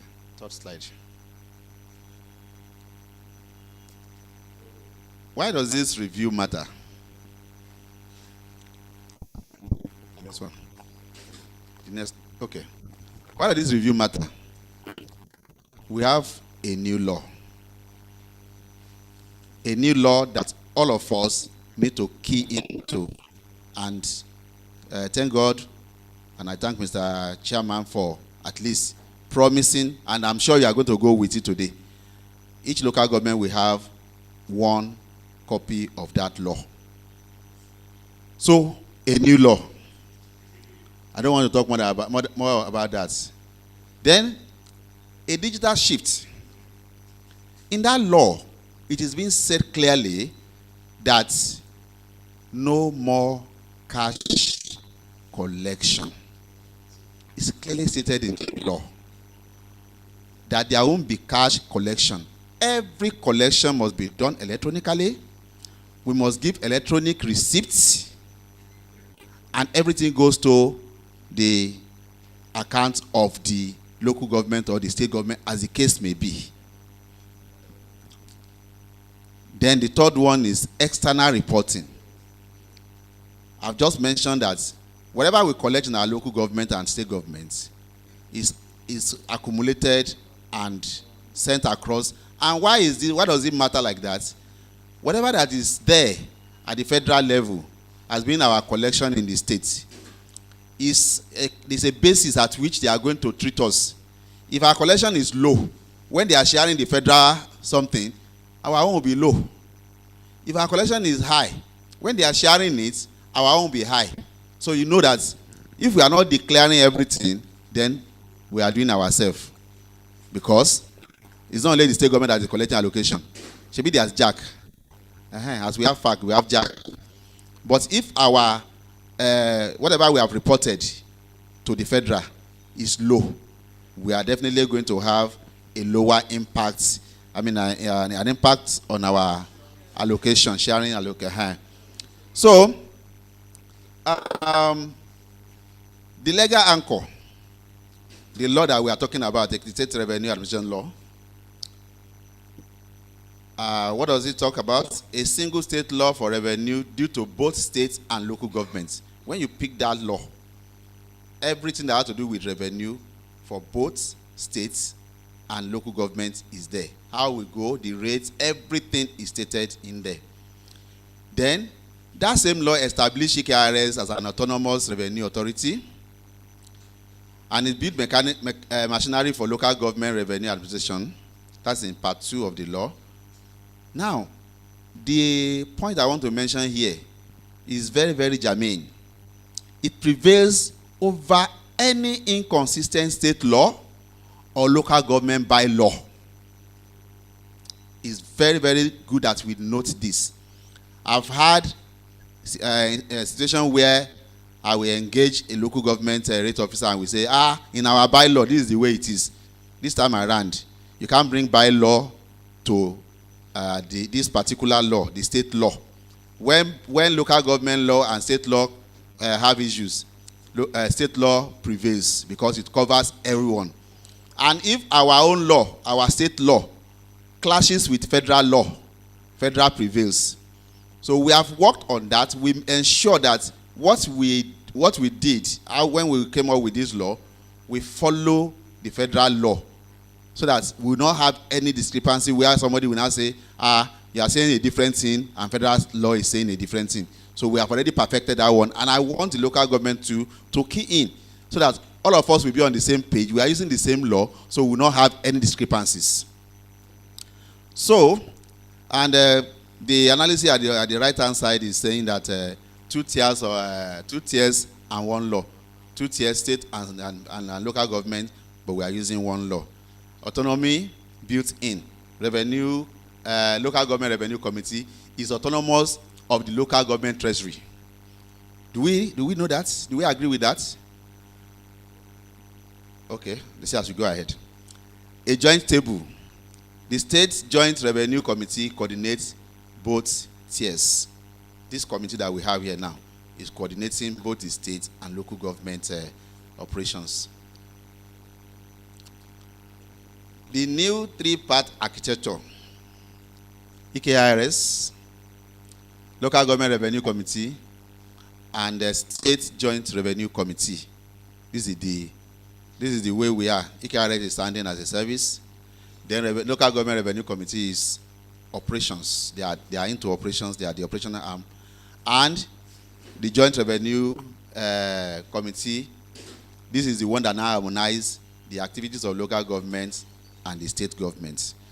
And it is advised that this meeting should be held quarterly according to the law. Next.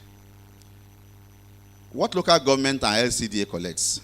This has been discussed by the earlier presenter. So I don't think I should labor too much on this one.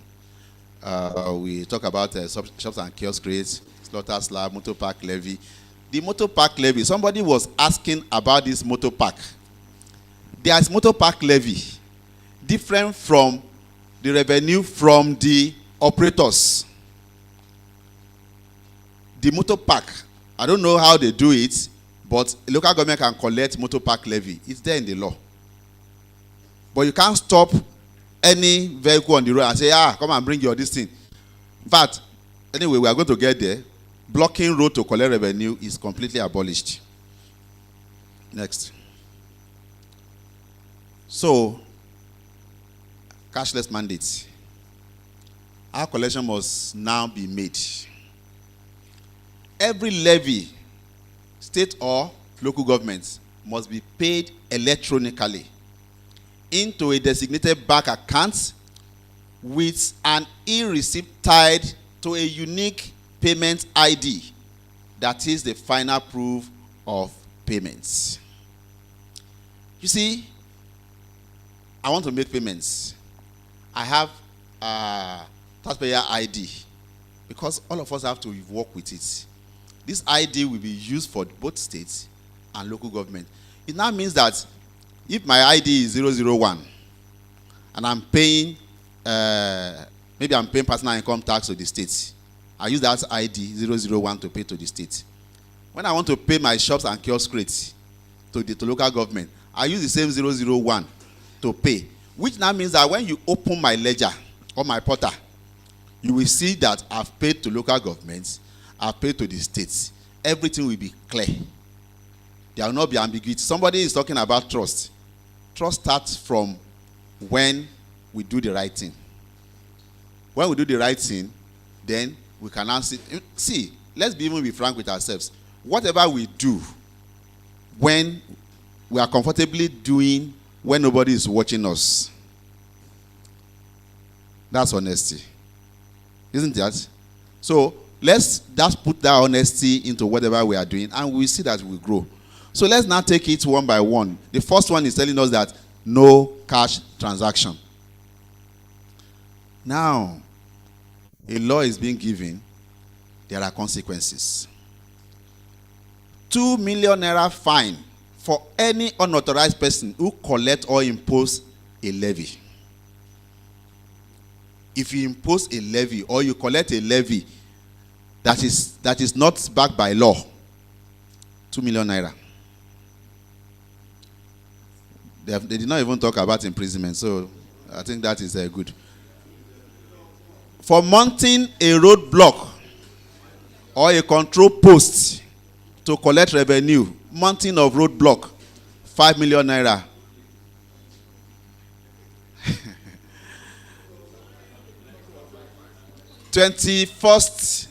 Day 21, deadline for remitting amount collected or deducted or face penalty plus interest. That one, the DFA should please note that. When you deduct withholding and you deduct VAT, you take VAT, 21st day of the following month is the deadline for you to make sure you remit everything. Otherwise, I don't know, they say penalty and interest. So it now depends on how much was not remitted. Next one. Remittance chain. This is the chain. Somebody pay electronically, bank transfer, card, POS, USSD. These options are all available. Then immediately that payment is made, the next thing is receipting. A receipt to be issued that carries the unique ID of that payer. Then the money goes to the bank. Then we tag, that collection is recorded against the right head and the right local governments. And finally, we consolidate. The figure rolls up into the state IGR report. That is when you now submit report to the state so that we can consolidate your revenue. And this has been happening, but it's not happening the way it should. End of the year is when we say local government should give us all your revenue. We had issue even the last time that this thing happened. We said, give us in Excel. Some people were giving us handwritten. We said we want soft copy. They wrote it with hand and snap it and sent to us. That is soft copy, Navi. So, and some people they actually use Excel and put it on Word. They carry it from Excel, put it on Word. And in the process of putting it on Word, something happened, the figure did not tally again. So we have to now be calling, what did you say this one is? The figure is not tallying, the total you say you gave is this, and that. Please, it's very important that when we say electronic is electronic. And it's not picture. It has to be figure. The number has to be clear. Next. So where the practice falls short? Where does this practice fall short? The first one is residual cash collection. Markets, parks, abattoir, they still stay cash intensive. Some cash never reaches the bank, and no electronic receipts exist to reconcile. Let's say this one.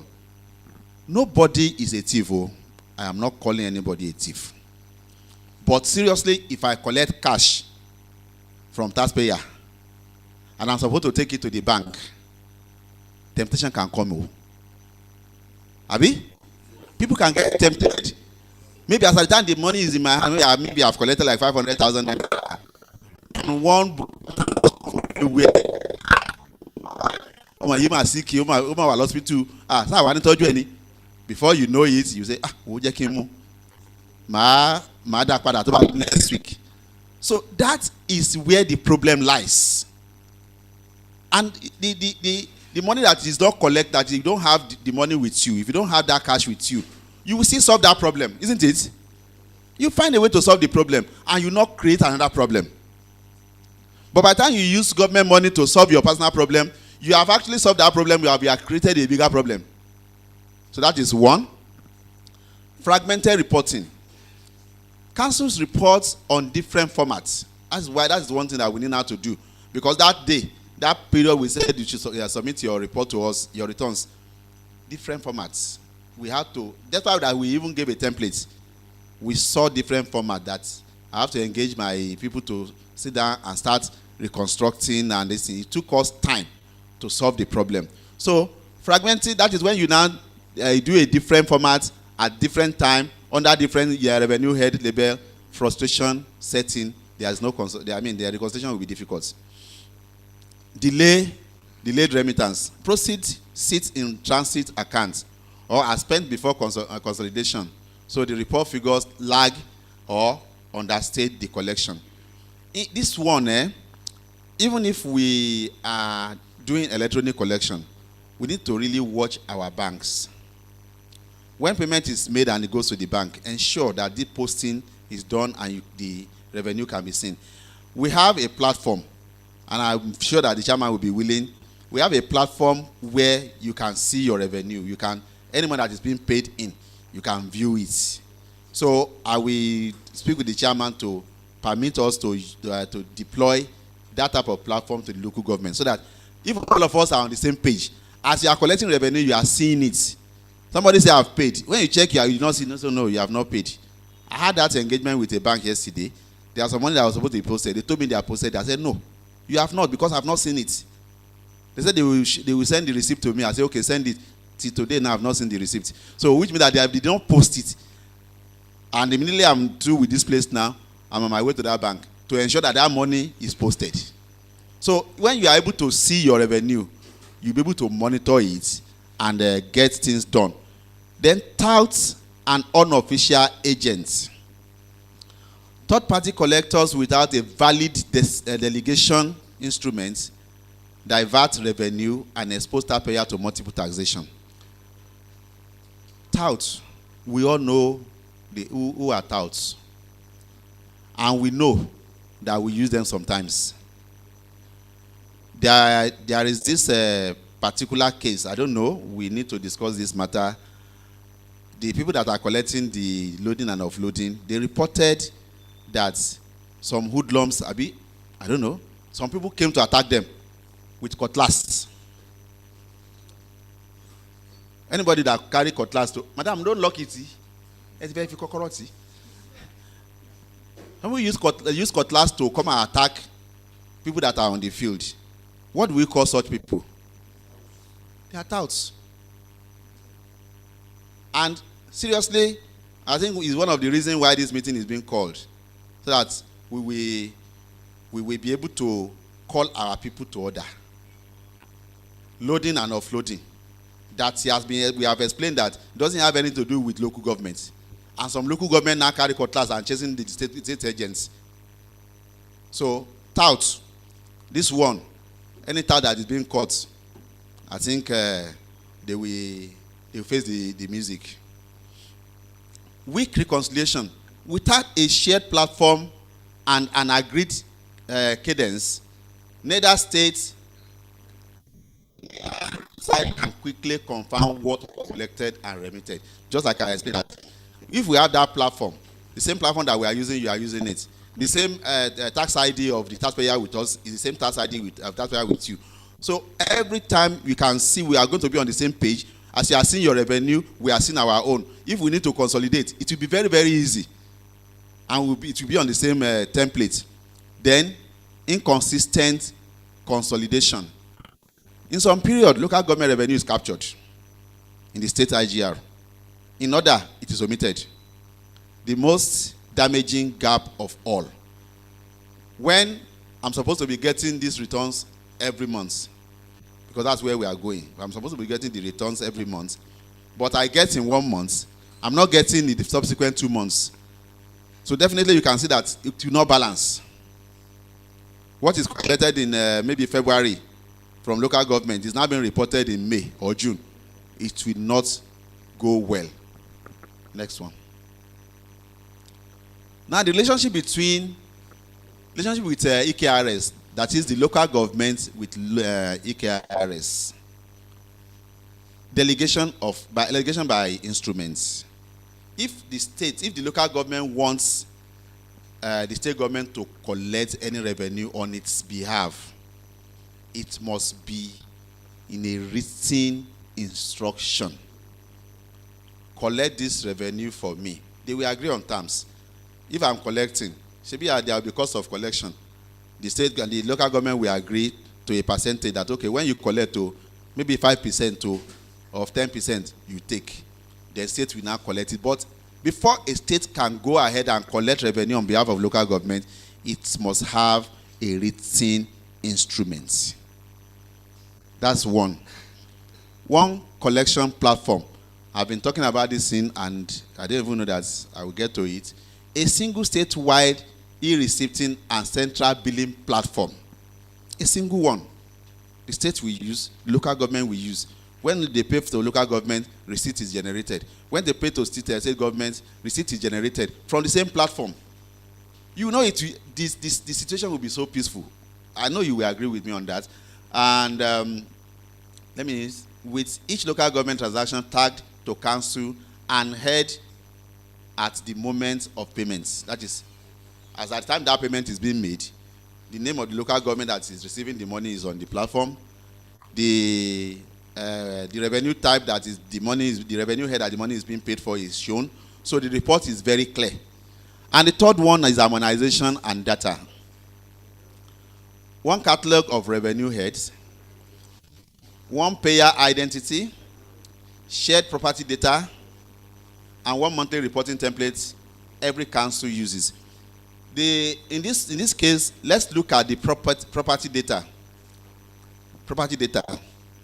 If by any chance we have information in the local government that this person is so, the person is he has this investment, he has this property and all sorts. The state might not be, because local government is closer to the people.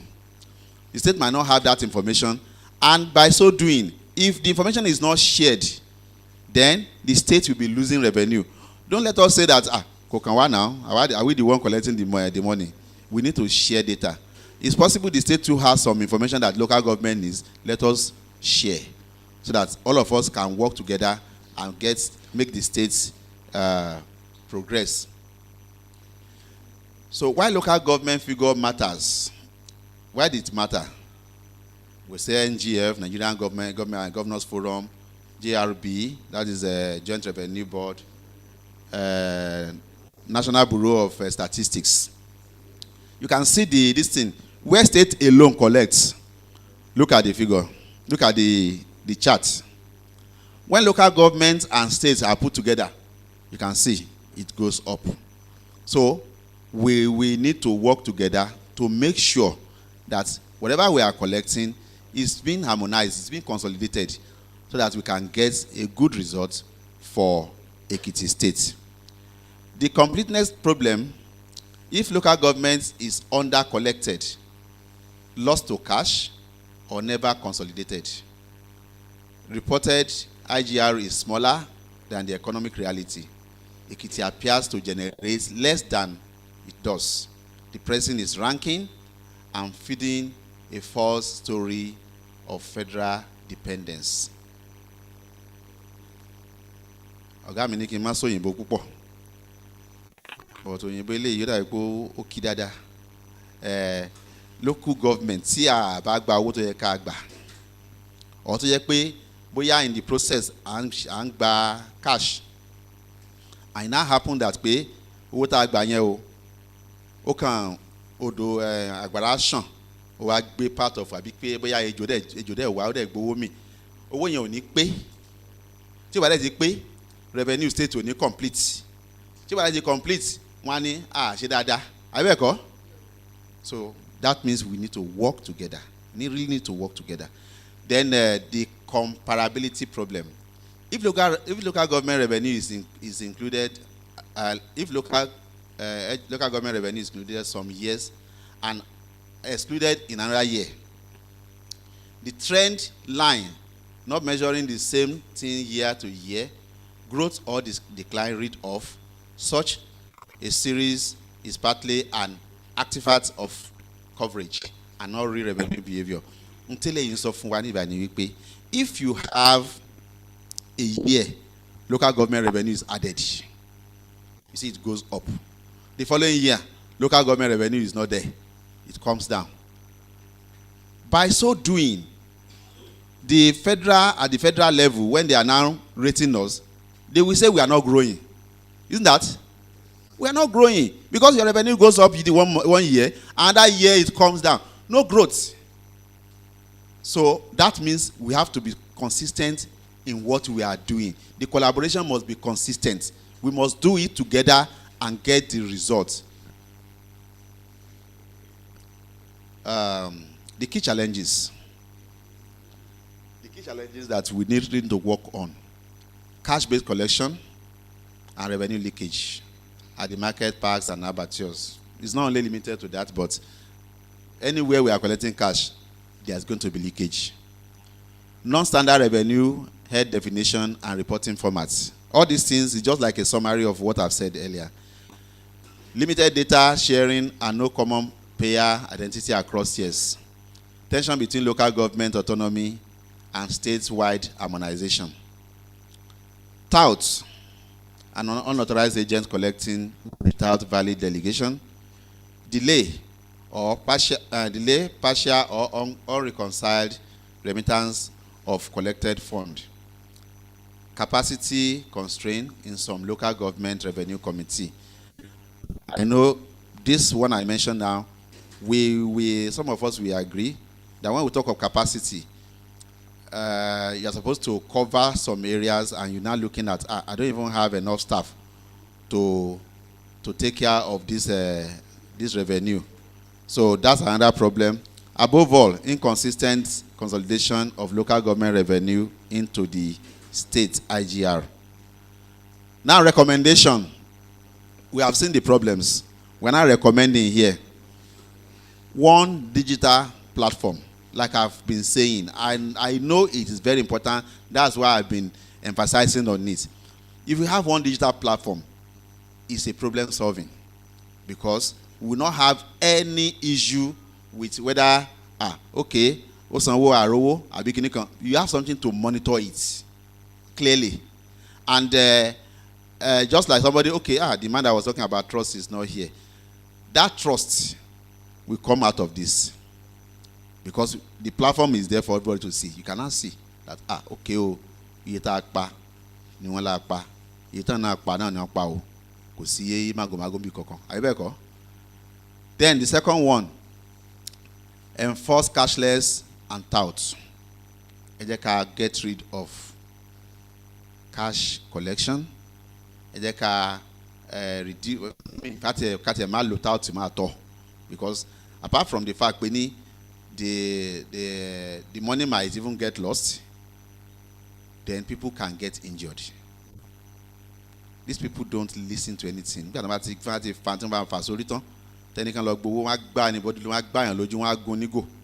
So tout is, in fact, embarrass the government. That's just one thing I want you to know. It will seriously embarrass the government, because anybody can sue us. Then formal delegation instruments, that's the EKRS, where EKRS can collect more efficiently, use written delegation on agreed cost terms. Standard reporting, one revenue head catalog and 1 month returns format every council submits. So consolidation is uniform. We are using the same catalog, we are using the same format. Template is the same. When we submit this report, everything will be uniform, and reconciliation will be very, very easy. Fix reconciliation cadence. Reconcile monthly against the platform. Use the section 20 deduction at source, backtop, and section 68 timeline to close gaps is in the law. So when you have that law, this presentation, you will have it. When you go through it, open the law and see what that one is talking about, because we don't really have enough time. And define IGR once. Adopt one standard definition, consolidated states plus local governments, and apply every NGF to every NGF, JRB, and MBS submission. In conclusion, the task is implementation and discipline, not fresh legislation. The Ekiti Revenue Administration Law already gives this committee everything it needs: harmonized revenue head, a cashless and e-receipted mandate, delegation and revenue sharing between the council and EKRS, and this very table for coordination and reconciliation. So collect on one platform, report on one template, reconcile on a fixed cadence, consolidate local government revenue every year, and Ekiti's report IGR will finally be complete, comparable, and defensible. The credit will belong to the partnership around this table. Thank you very much.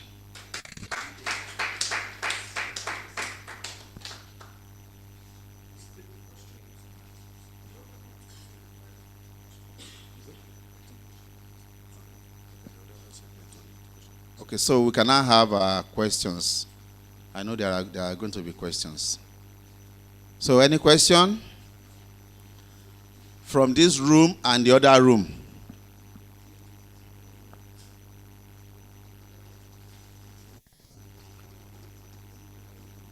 Can I just ask one simple question? Do we really understand what I said? Do we? Thank you very much. So if you understand, there will be some areas that you will say, okay, this area. Or maybe I'm so good, I'm a good lecturer. Maybe I just presented and everybody understand perfectly, no question, no any issue. You say, what, sir? Wow. Wow. Thank you very much, sir. Thank you. So, no question, right? Sir, yes. Thank you. You have to come to the mic so that people can hear you from the other room.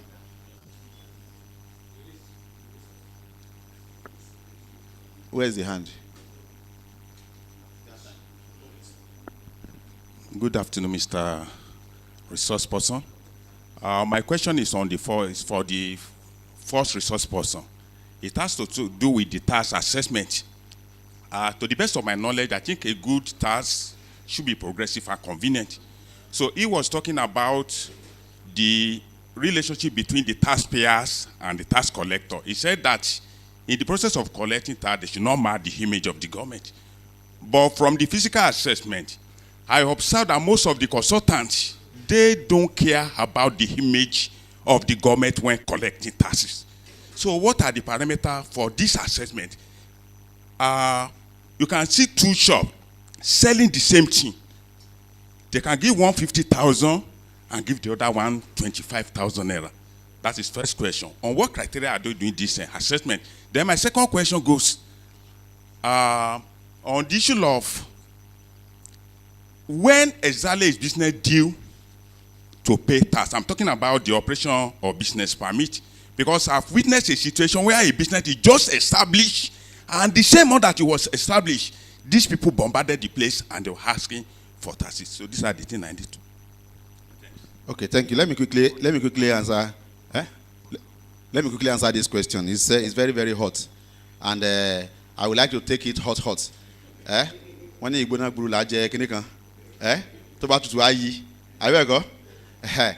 this question, sir.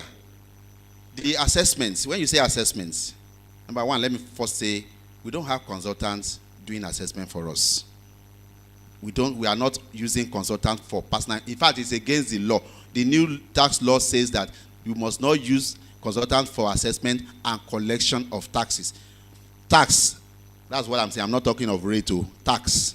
So we assess somebody selling the same thing, two people selling the same thing, one 50,000, another one 25,000.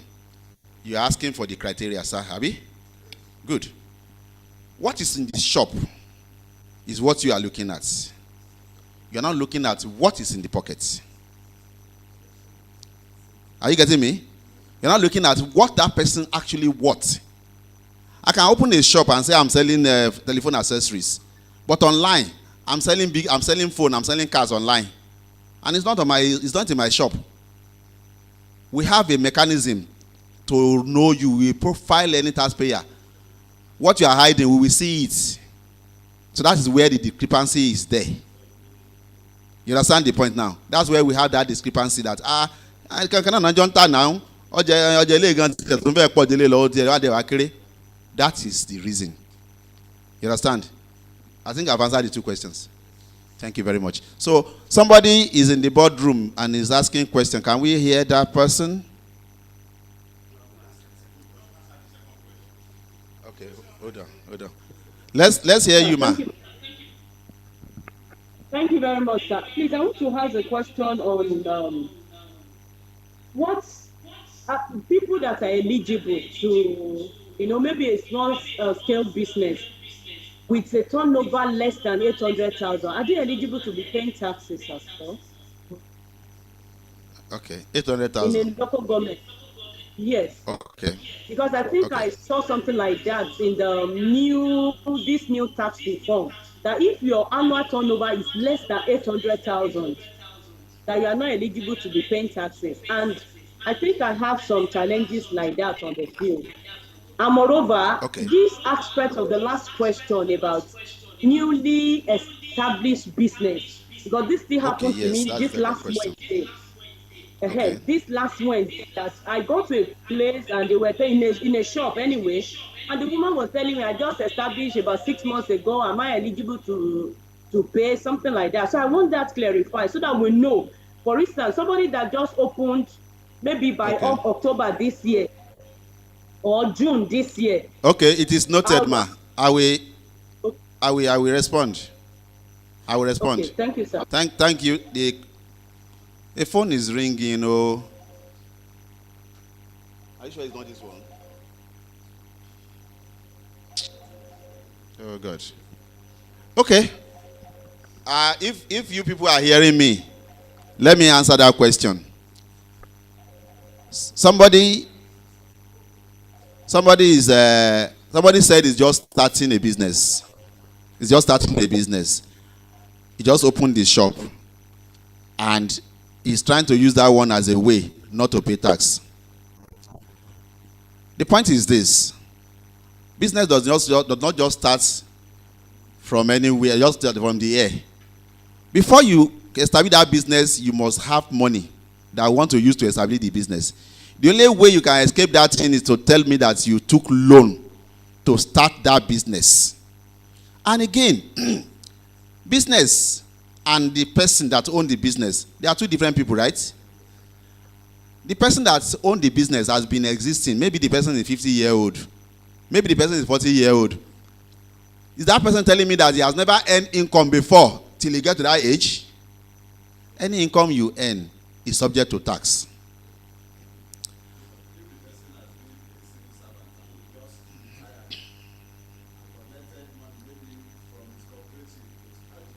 Fine. Those are the defense now. Everything is not something that is difficult. If you were a civil servant, you retired, you use your gratuity, or you collect cooperative loan to establish that business, your gratuity and cooperative loan, there should be record, right? Abi? Tax is based on record. When I assess you, you now object within 30 days and tell me that I'm just starting this business, so this is what I was doing before, and this is where the money that I used to open the business comes from. So give me time to start making profit before you tax me. We are, people that understand perfectly. We are responsible people here. We will understand.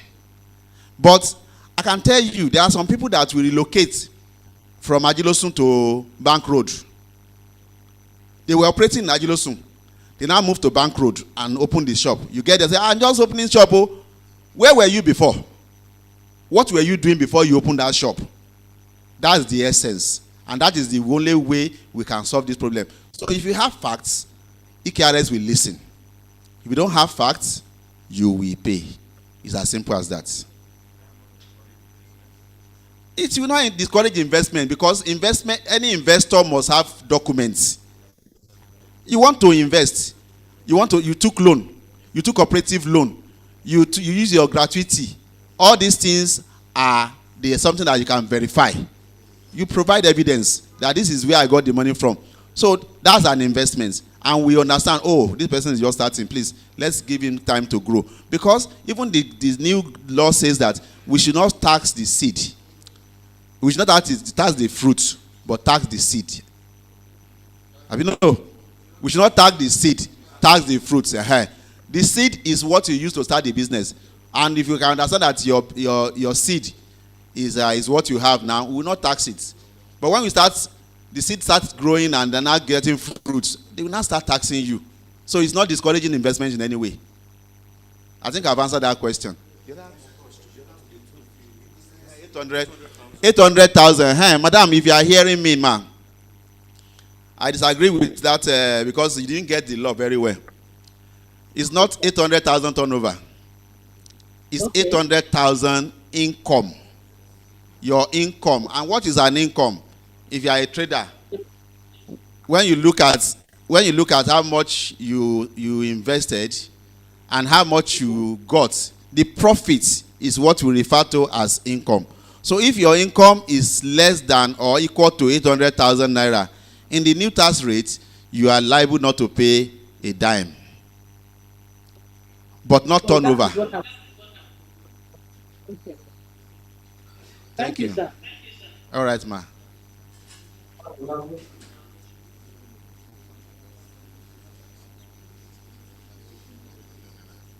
Then on the when we talk of turnover, we misplace them.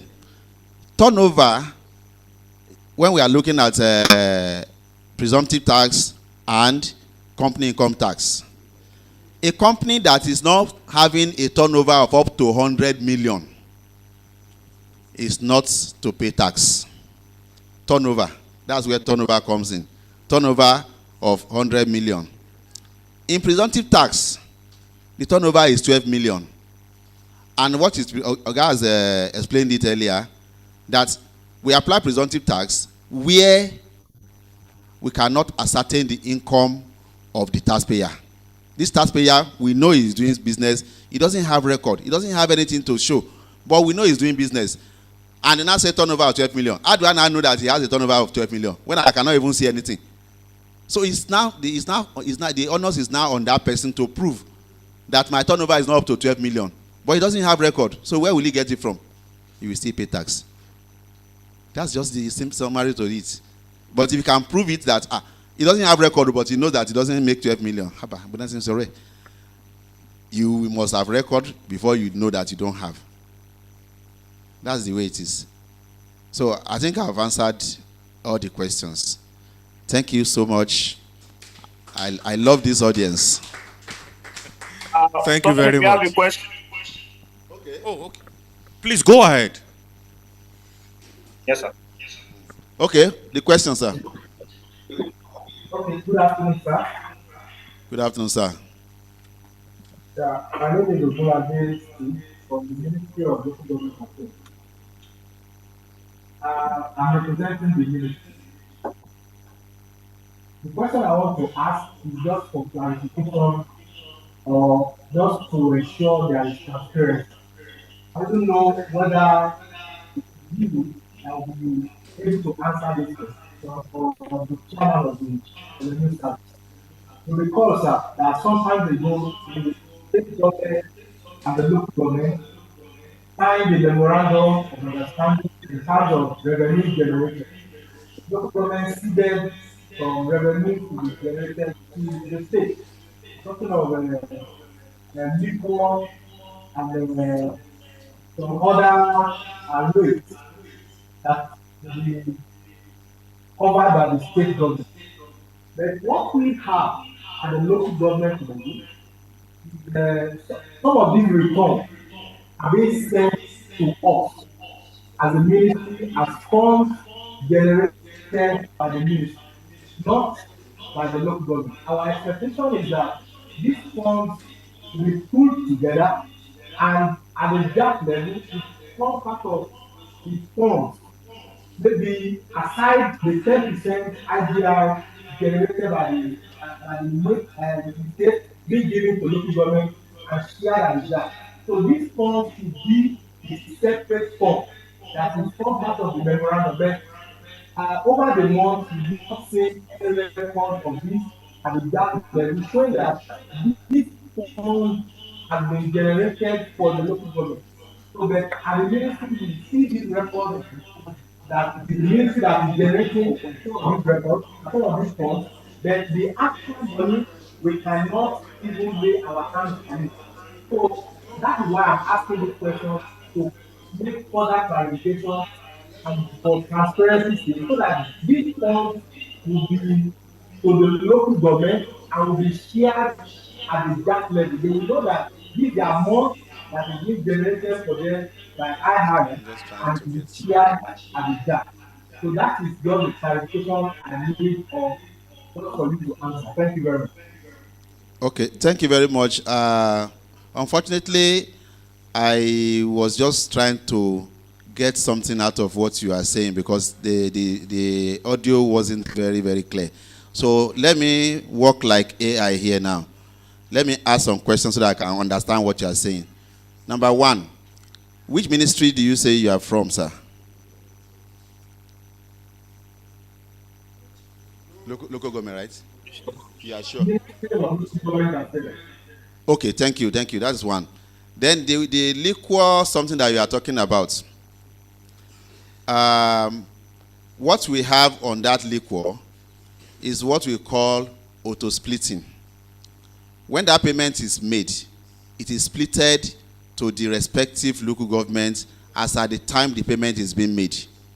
So if anybody is giving you returns, they are only giving you returns to show you that, okay, what we have collected for this local government, this is what it is, but not the ministry collection. If you, on my record, I don't have such collection as against the local government revenue. So the share of the proceeds of that collection goes straight to the local government as at the time the payment is consummated. That is the way it is. But I don't know if you have any evidence that the money is coming to the ministry, you can let us know in the KRS. Thank you, sir. Another question? So, MC, come on, take over. Thank you very much. Please let's celebrate Mr. Wasil Mohammed. All right, to move straight to the next part of what we have, which is adoption of a resolution on the funding and administrative support of the committee. But before then, I'd like to introduce some of our dignitaries who joined midway into the engagement. We have here the chairman, Ikere Local Government Area, Honorable Olu Adamolekun. Welcome, sir.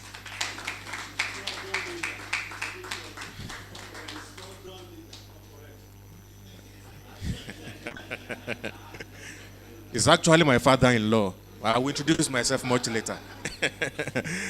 All right, and I'm aware that the chairman of Moba Local Government Area also joined, Honorable Bamidele Fadugba. But is he in or is okay? Maybe he stepped out briefly. It's all right. Well, let's bring to the podium the legal advisor and secretary to the board of EKRS, Miss Emanuela Akinyemi, for her own presentation.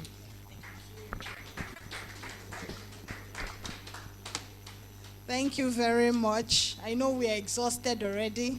This one is not a lecture. It's more or less a resolution by us, a discussion, family discussion. So I'll try as much as possible to be brief with it as well. Okay, can you hear me now? Okay. All right. So we're talking about local government and state joint revenue committee. The reason we are gathered here. Why are we gathered here? Why didn't they just pick random persons from the local government and say they should start speaking? Anyways, so what I'll be talking about is the establishment, composition, functions, and funding of this particular committee. Why do we have this committee? This committee is made by a law. The law is not just Ekiti State law. It is made by a law passed by the National Assembly.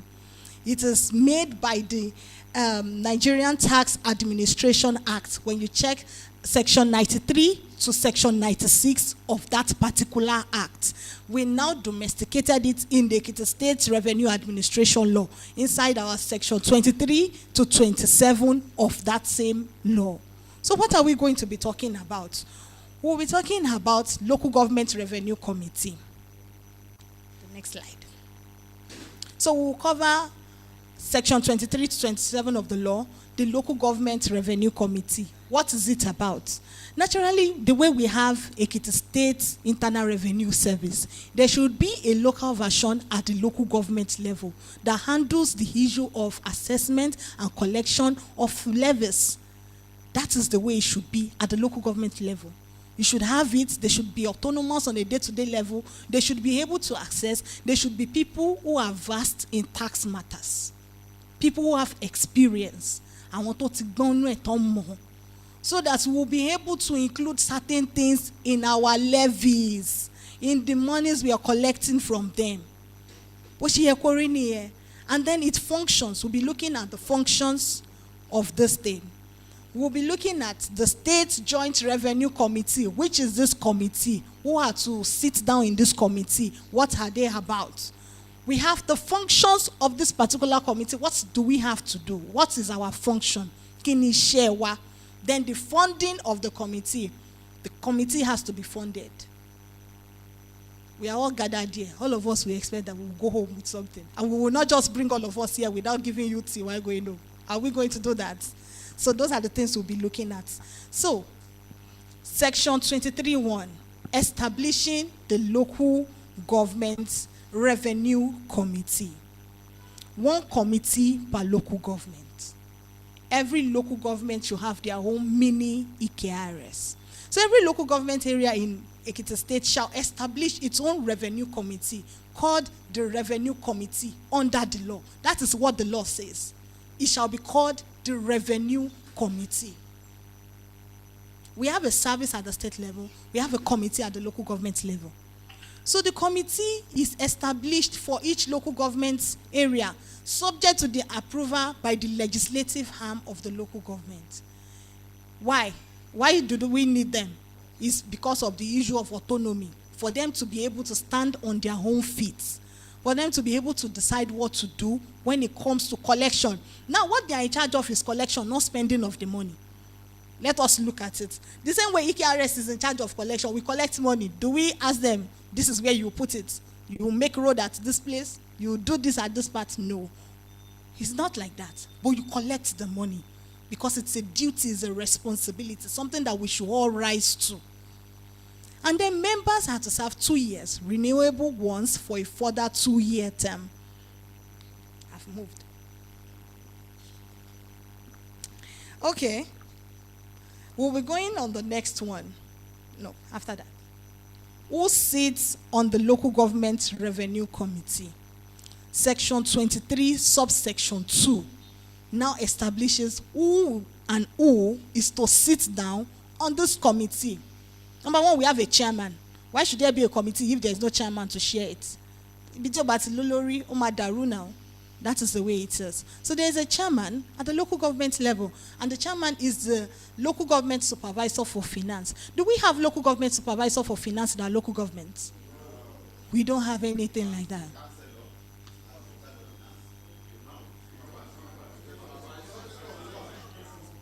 I noticed we have one chairman of local government revenue committee. Is there a particular local government that have that already? Local government revenue.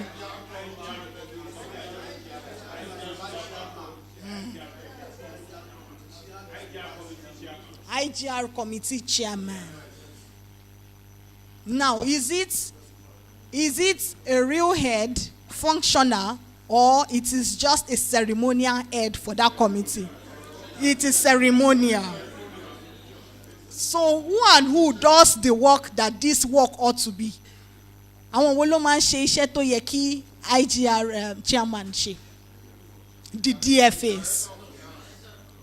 Naturally, this law calls for this chairman to be in this committee. But at the end of the day, someone who only comes to the office once in a blue moon, who does not know the activities of what is going on as pertaining to the levies and rates collected by the revenue, what will they do? And that is why the DFAs are here seated. Now you get the history. I'm bringing the history to you so that I will break it down and you would understand it.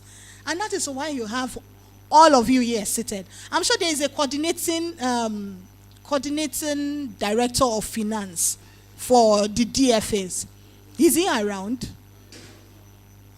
He's not around. Okay. Downstairs. Okay. So, and that is what is supposed to be. That is what the law has created. The fact that, you see, we have a chairman now. Let's assume that for a moment we say it's ceremonial. The way he's running around, will he be running around? There are many times I have left him in the office. He comes to the office on Saturdays and on Sundays to work. How many of us come to the office? Except on once in the blue moon. Then we come to do one or two things. So he in his position is not a ceremonial chairman. He's sitting on the position on a day-to-day basis as if he's working and he's being paid for the work he's doing. Shall get it? So we are supposed to be members of this local government revenue committee because it's a structure that at the end of the day, I want each and every of our local government to look at. Are we doing it right, or we are turning everything upside down?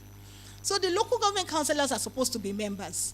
But I know that local government councillors are also ceremonial at the end of the day.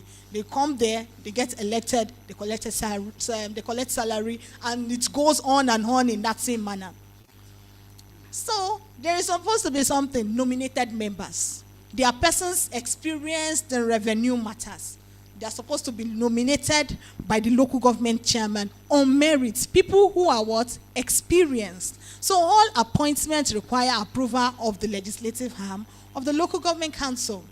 So the next thing we'll be talking about functions of the local government revenue committee.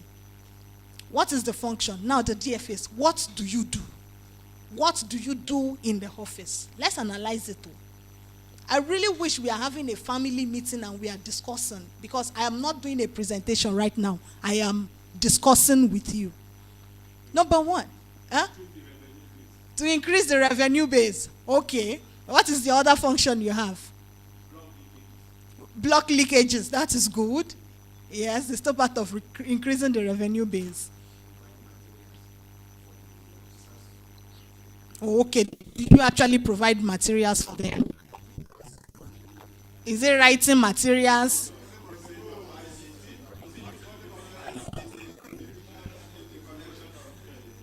I love the fact that you mentioned ICT in the issue of collection, because at the end of the day, we'll be coming to that particular part. ICT in revenue collection. If ICT enters local government revenue collection, you people will be surprised what you are collecting. The moment you stop cash collection and ICT enters, you will be surprised the money local government has. Our local government, even though they have a larger number of people living there, they still go house and they collect money. The only difference is ICT in collection, and they record millions and millions and some billions of money. So at the end of the day, it's ICT in collection. You'd recall that at some point we are collecting 700 million, and then when we do our IGR, we're saying we have 700 million collection per month, and now we've entered billions. We entered 1 billion, we entered 2 billion, and at the end of the day, it comes to one thing: ICT in collection. You want to block leakages. How are you going to block leakages if you are not introducing ICT? The people going on the field, 1 year sodo yataye, 1 20,000. 1 year sodo yakende, 1 more. They will just keep it at the pockets. Whatever they remit to you is what they remit to you now. And that is the way it is. Assuming there is a receipt, there is a proper method that whosoever goes out, there is another person that confirms the amount that has been collected. You'll be experiencing these issues. ICT in collection. Yes, what other thing are we doing? All right, sir. Mm-hmm. Okay.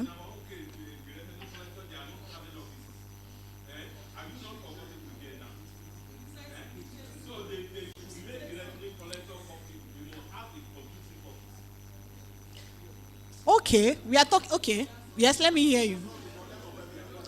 Yeah?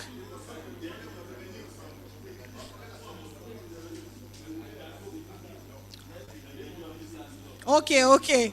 Hello. If you will not listen to me, I will listen to you. Let's look at certain things. We are talking about having a comfortable environment. Before we moved to this place, where were we using? Mutual house. It was not our house, it was mutual house. That was where we were. Even at that, we were still recording a number. Let me tell you one thing. It is not about where you are. It is about where you are starting from. At the end of the day, where are you starting from? If you want to increase your revenue, when you increase it, you'll be able to get better offices. You'll be able to think about town, bigger office, I might expand. That is the room for expansion. And that is one thing I want all of us to consider here. The only reason that you have these issues is because there is no expansion.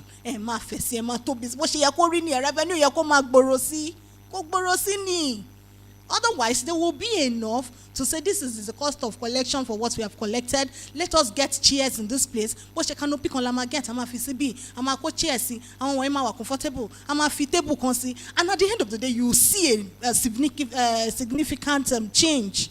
So let's look at this thing: assessment and collection. I said the local government revenue committee is in charge of responsible for assessments. Do you give assessments?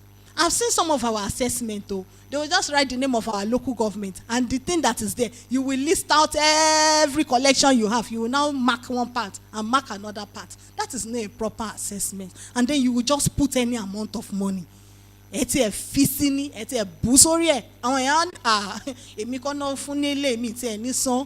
won't pay. Why? Because that is not a proper assessment. You must do assessment. Assessment is not being, you sit down and assess what the income of this person is, or assess what this person is to pay for shop and kiosk rate, for using a bicycle, for using trucks or something. For naming of streets, there are these things, proper assessment. The money that is in the assessment should not be different from what is in the law. So you have the right to assess and collect within your jurisdiction, except those delegated by written instrument to the service. Account for revenue. Account for amounts collected in a manner prescribed by the local government, subject to financial memorandum and local government administration guidelines. There must be a proper account where these monies are being deposited in. And that was why I mentioned the issue of ICT in collection. It is as important as any other thing. Operate autonomously.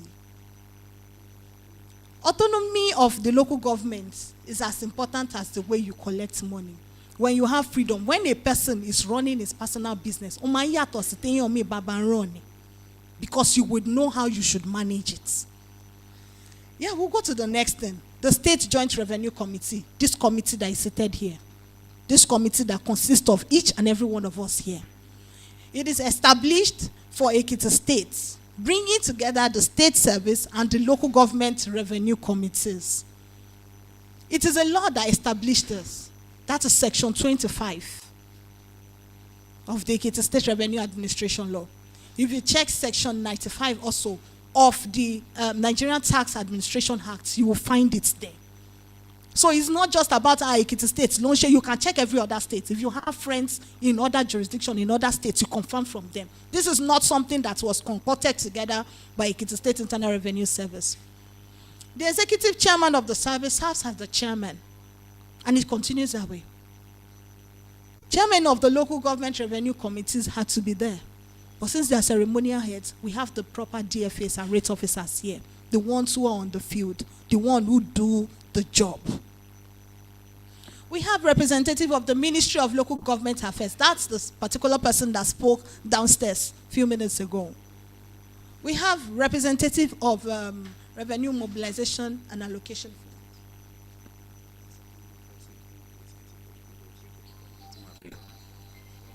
Then we have the State Sector Commander of the FRSC. He has his representative on seat, legal advisor of the service, and secretary of the service. Then the next thing, I won't bore you with that. Functions of the State Joint Revenue Committee. We have implements, decisions of the Joint Revenue Board. We have to implement. We know we have a Joint Revenue Board, don't we? JRB. Now we implement their decisions. They sat down together with the technical committee of the president to give us a particular law. When we have the NTA, the Nigerian Tax Administration Act, the NTAA, we have the Joint Revenue Board Establishment Act. All this is they sat down together to do it. So definitely, the decisions of the Joint Revenue Board must be implemented. Advise the Joint Revenue Board. State and local governments on revenue matters, you have to advise. When we come to you and we say advise us on this, we actually received the letter, which I'm not going to discuss explicitly, but some of you might be aware, maybe you have issues with BEDC. Is there any local government that BEDC has sued to court presently? I know we have a letter like that. BEDC sued some local governments to court. Now, to avoid issues like this, there was a time some local governments, I would not mention the names, they had issues with a business owner in Ekiti. I won't mention it, it's like a supermarket. And then they decided they were going to take their matter to court. And then it reached our HC. He tried as much as possible. He mediated on the matter to make sure that matter did not go to court. They just finished it. Nobody heard about that matter now. That's because we know how to sit down and finish matters right here. Not one, not two, not three. When matters are going howry like that, we sit down to say, this is not how it should happen. Let us try and mediate, conciliate, arbitrate on this matter. And it finishes right there.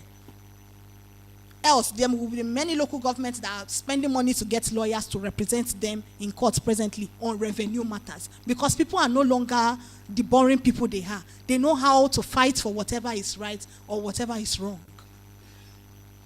Then harmonization of taxes and levies. At the end of the day, some of the people who have taught us today have mentioned the fact that signage was taken so that we can harmonize the tenement rates on harmonized bill.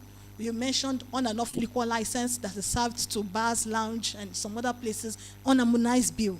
To enlighten people, members of the public, on state and local government revenue matters. That is very, very important, because if you do not know, how would they know? If they ask you questions on matters that pertains to revenue matter, how would you answer them? And people always have questions. Whenever it comes to revenue matter, everybody always has one question or the other to ask.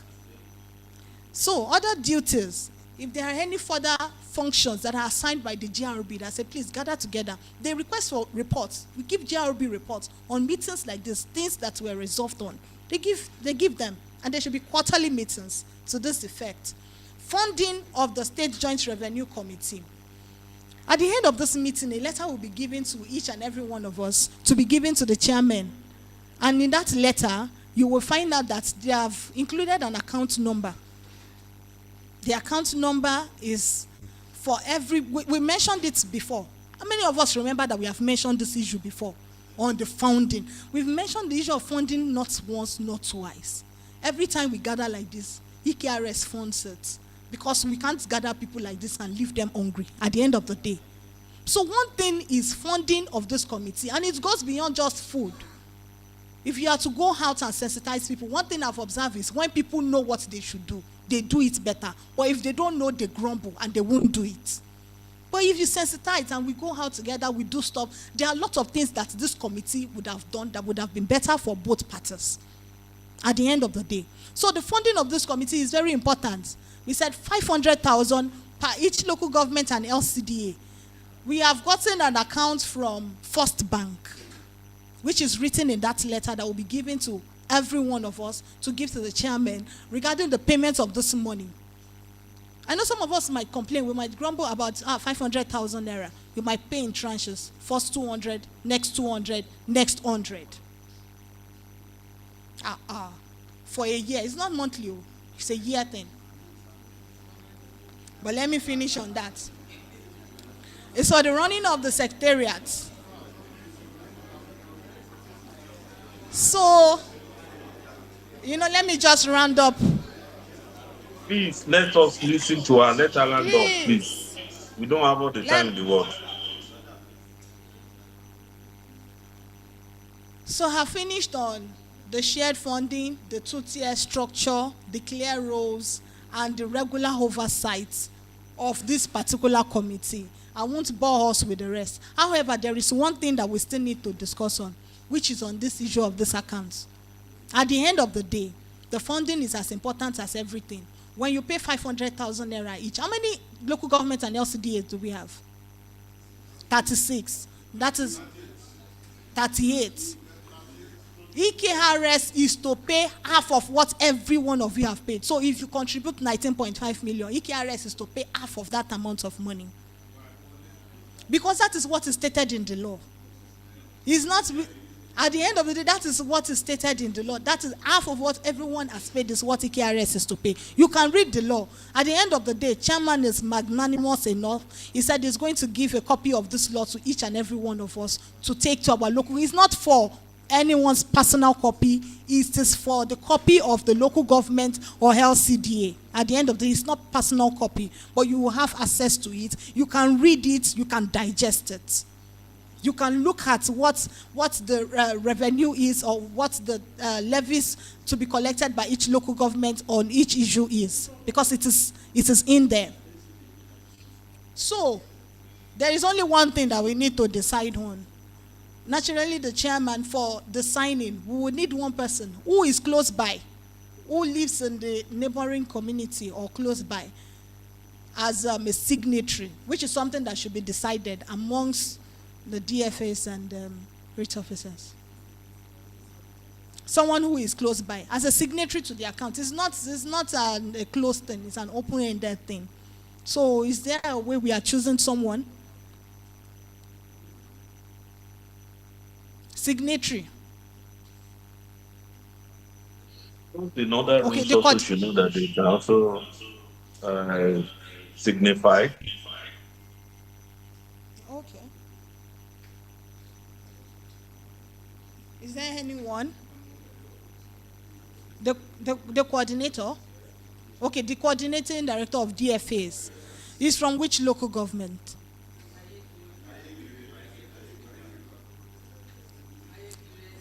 Or Ekiti LGA.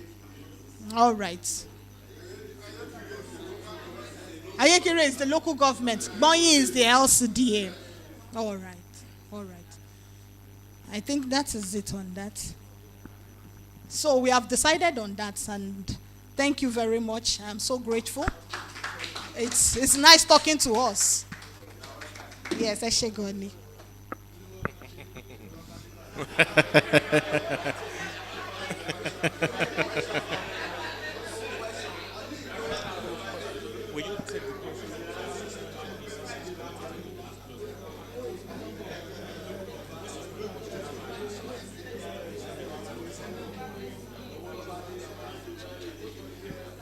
All right, thank you very much. Miss Emanuela Akinyemi, that's the legal advisor and secretary to the board of VKRS. Well, we are getting closer to the end of this engagement. On that note, I'd like to invite the executive chairman for the closing remark, and all your questions, you can direct your questions to him and he would attend to them adequately. Thank you very much. Good afternoon, everyone again, and thank you for coming. And I know there are some questions I said we should suspend so that we can adequately cover everything. Those that are online, up and downstairs also, they should be able to signify by raising up their hands when they want to talk so that we can hear ourselves very well. We're sorry that we could not put everybody in the room is because we are here to have, this building is not completed. It's just, we're just managing it. Because we are supposed to have a space that can gather every one of us, but we have tried as much as to do what we have to do today. Lady Jibowu is going to be used for a state program later today, so it's not accessible, it's not available for us to use today. And those are some of the constraints that made us to have to divide ourselves into a room. Sorry for the few technology issues that we had earlier on. So you can shoot your questions now. Yes, sir. Where is the other microphone?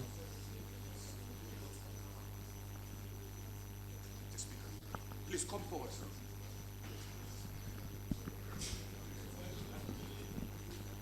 Thank you, sir. No, I'm not going back. I'm going to the last lecture. Thank you, sir. Standing on the existing protocol. The last our facilitator told us that the funding, that's 500,000 per LGA CDA. So, and you have earlier told us that it's going to be this meeting will be quarterly. So we know every three months you'll be hosting us. So that means you'll be giving us materials or something, briefs. So we know, apart from maybe you give us tea, we are going to take like the documents you produce there. So we know that this money is not just, will not be in savings, but it will be expended on quarterly maintenance and materials given to us. So we thank you, and we know we are in good hands. Thank you. I think that one is a that one is a straightforward one, and she did mention it that what all of you have contributed, EKRS is obliged to contribute at least half. So if all of you have contributed 20 million, all of you together, if you have contributed 20 million, by law, EKRS should contribute 10 million, making it 30 million. So out of it, we take care. For example, you won't go empty-handed today. You will still be giving food. You will be giving the law. But let's face the reality, this thing is not. Let's wait. Okay. So next time we shouldn't call the meeting and we just follow the law. Let's face the reality. The LCDAs have not contributed a penny. This is not the first, this is not the second, this is not the third meeting that we'll be having. And this thing has cost us millions. That's the truth.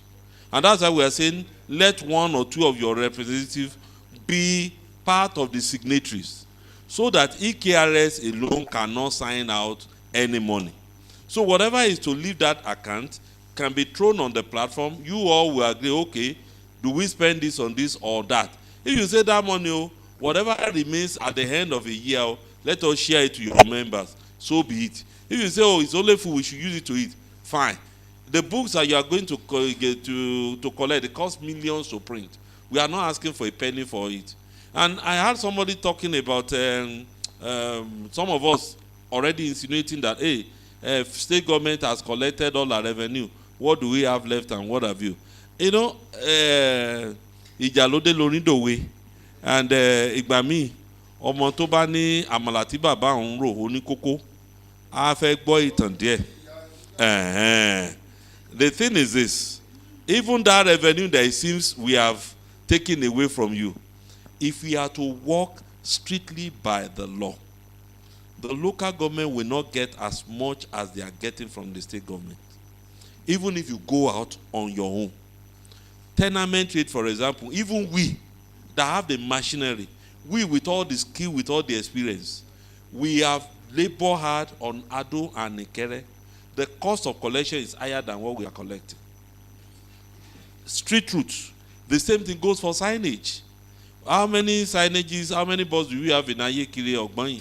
How many do you have in Okimesi Dole? How many do you have in Nigeria? How many do you have in Ikole? How many do you have in Aishegba? Those boards where you find them mainly Ado, Ikere, where again? Ikole, you see one or two boards. So some of these things that seems to be collectible by the local government on its own, if you want to go strictly by that, what is being collected from Ado, collected from that is getting shared, if that is stopped, I don't know how many of our LCDA and local government will be able to cope. So I will just admonish us, the letter killeth, but the spirit giveth life. Let us not say we want this, because if we want to go by the law, it pays us to go by the law. Because if it is by the law, for example, you have not contributed anything, why must we give you food? Why going? Yes, now. Oh, Simbe Batandana. Oh, Simbe Batan Washu. Oh, the Love Jenya. Over Jel Bede. How? Oh, Shaggy Logwe. Oh, Togurolofe. Oh, the Ejo. So the thing is just that the administration of Bao is inclusive, and we don't want the local government to feel cheated in any form of way. So that spirit of transparency is what made us to gather here, so that I only explain this. All my colleagues also that have been here running all around in Kankan, there are some other things that we could use these hours to do that will fetch us revenue for state government that we have set aside. You see me moving all around. As since the beginning of this meeting, I've been attending 3-4 meetings simultaneously. Because I didn't know some other meetings will clash with this one. But something happened yesterday and we had to address it also. So please try and understand with us. So let us ask questions that are straight, direct, and then if you now want to still talk about the funding, you can set up that will meet with us and we'll look at it. But be assured that 1 penny will not be spent out of that money without the input of your representative. It's just that all of you cannot be in the finance committee or what have you, but whoever wants, whatever you have chosen. I know you said director of coordinator, it's okay by us. We will expect whoever you have chosen to be that coordinator to please communicate with you very well. Nǹkan báyìí náà ń rò pa fẹ́ náà o, báwo la ṣe máa ná o, everybody tó bá wá o láti kọ̀lé o 2,000 la máa fún bí owó mọ́tò ẹni tó wá láti Kẹ̀rẹ́ 1,000 la máa fún o. All that one, I'm only giving it as an example. If without your input, 1 kobo will not be spent. And if anything is left this year, it is carried over to next year. Who even says we cannot even decide to have a more robust retreat? That we will even call facilitators, let's say from Enugu, let's say from Kaduna, that they have said, well, all of us cannot go to Enugu and Kaduna. We can bring them here to a meeting like this and say, come and explain how you are doing it in your own states. When they share that idea with us, it will help us. But that kind of thing is not EKRS alone that can sponsor it. We sponsor one of your reps to Enugu and Anambra State. EKRS was still the one that was responsible for it. So, Alagba to jábọ́ lórí igi ìrókò, ó ní bẹ́ẹ̀ bá kí mi.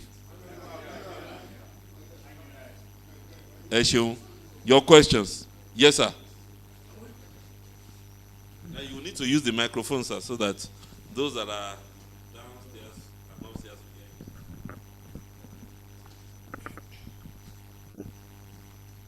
Good afternoon, everybody.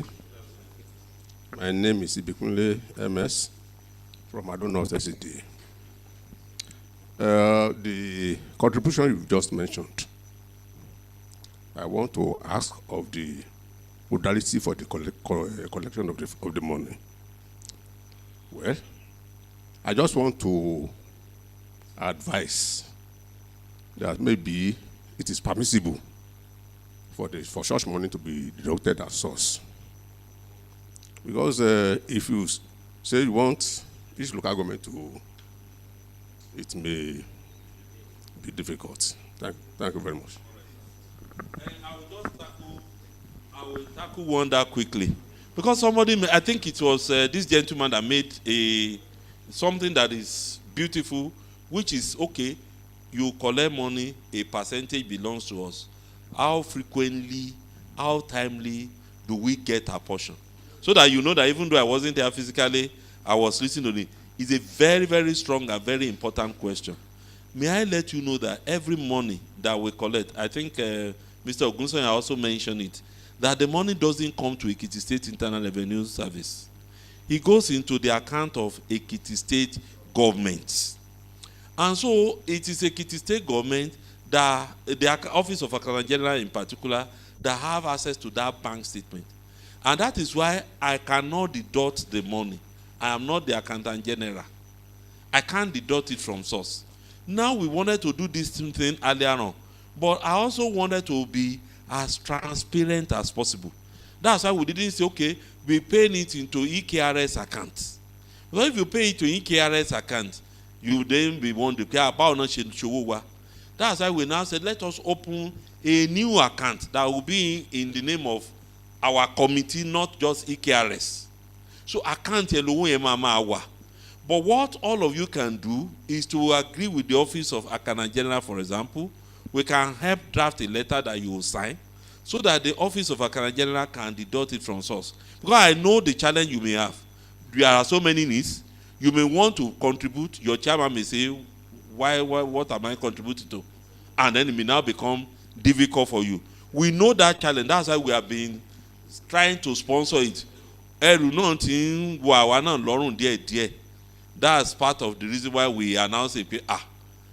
Àjèjì orí ọwọ́ kan ò gbé ẹrù dé orí ọ̀tún wẹ̀ òsì òsì wẹ̀ ọ̀tún ní ọwọ́ fi mọ́. So it's a very good suggestion, which if you agree amongst yourself, we help you draft a letter, you sign it, we give it to them in the Office of Accountant General, and then they remove it maybe at the beginning of the year, and then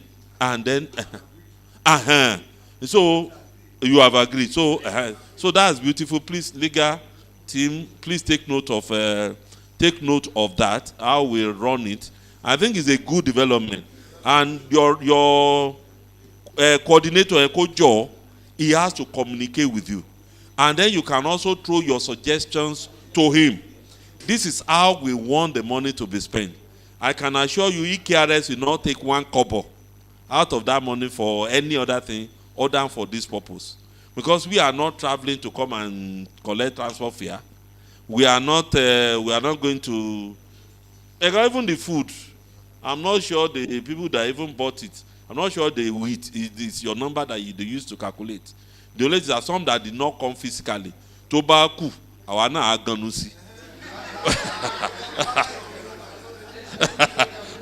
Otoni. And to ba jen bi pepe. I to ba shen bi pepe. But what je pepe run. Come on, pepe lo. Yes, sir. You need to use the microphone so that people can hear you. Good afternoon, ladies and gentlemen. I'm Tunde Adekunle from Ifelo LGA. Sir, the funding arrangement, we want you to put it clear. The 500,000, is it meant for the local government? Then the LCD under that local government, they will share the sum of 500,000 naira. I mean, is the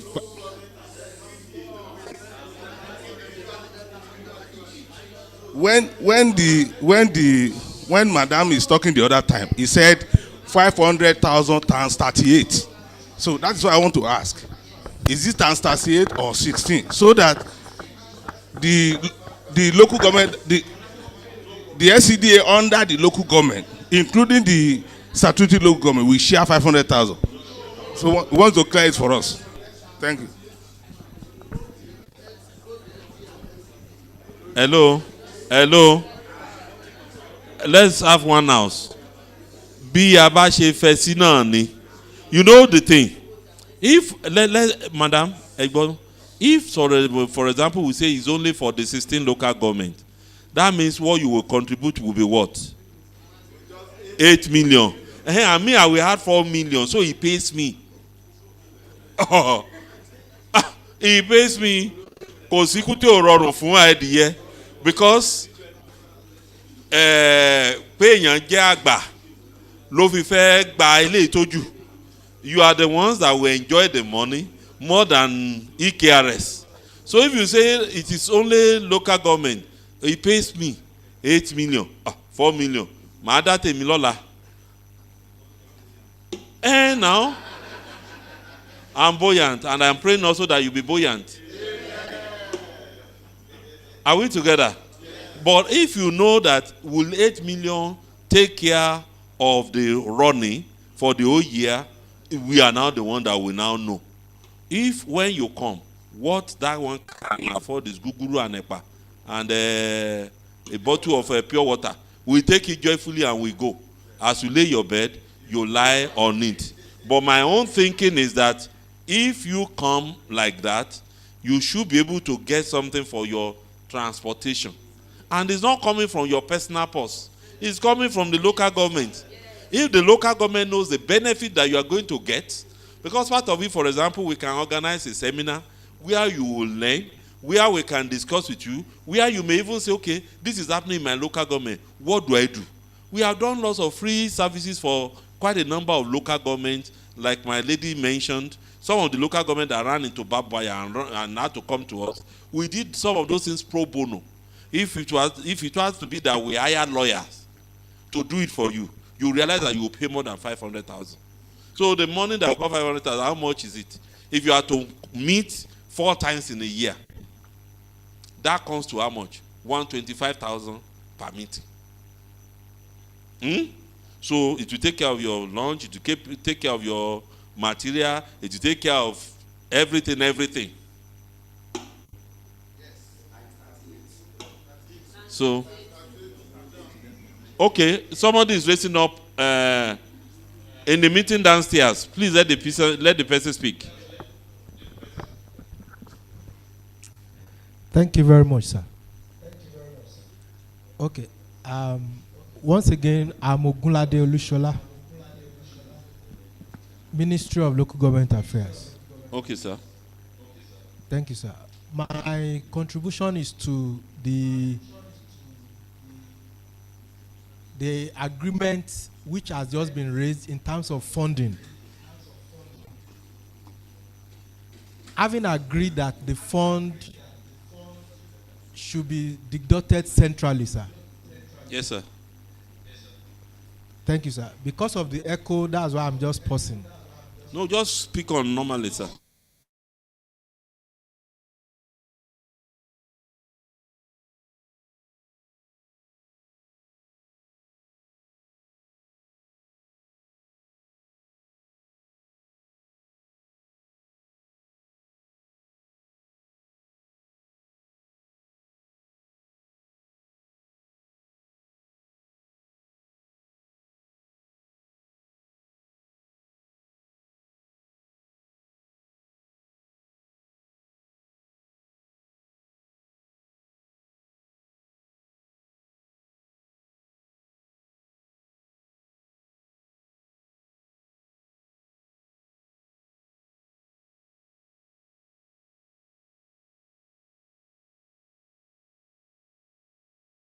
Thank you for that beautiful contribution. It's a very good suggestion. It is carried. Thank you, sir. Any other question in other rooms?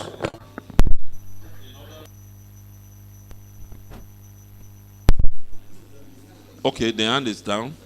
Any other contribution? Any other? So Agon chairman will be carried along by the grace of God. He, thank God, I think he's a lawyer, so he's learned also, so he knows what this thing is all about. So we will discuss with him. He will discuss with other chairmen. But may I also beg you, when you get to Ejishe, discuss with your chairman. Some of them will say, for what? It is now your responsibility to let them know before the Agon chairman will also let them know. Are we together? Yes. Any other question or comment? None. All correct. Okay. Let me give my closing remarks then.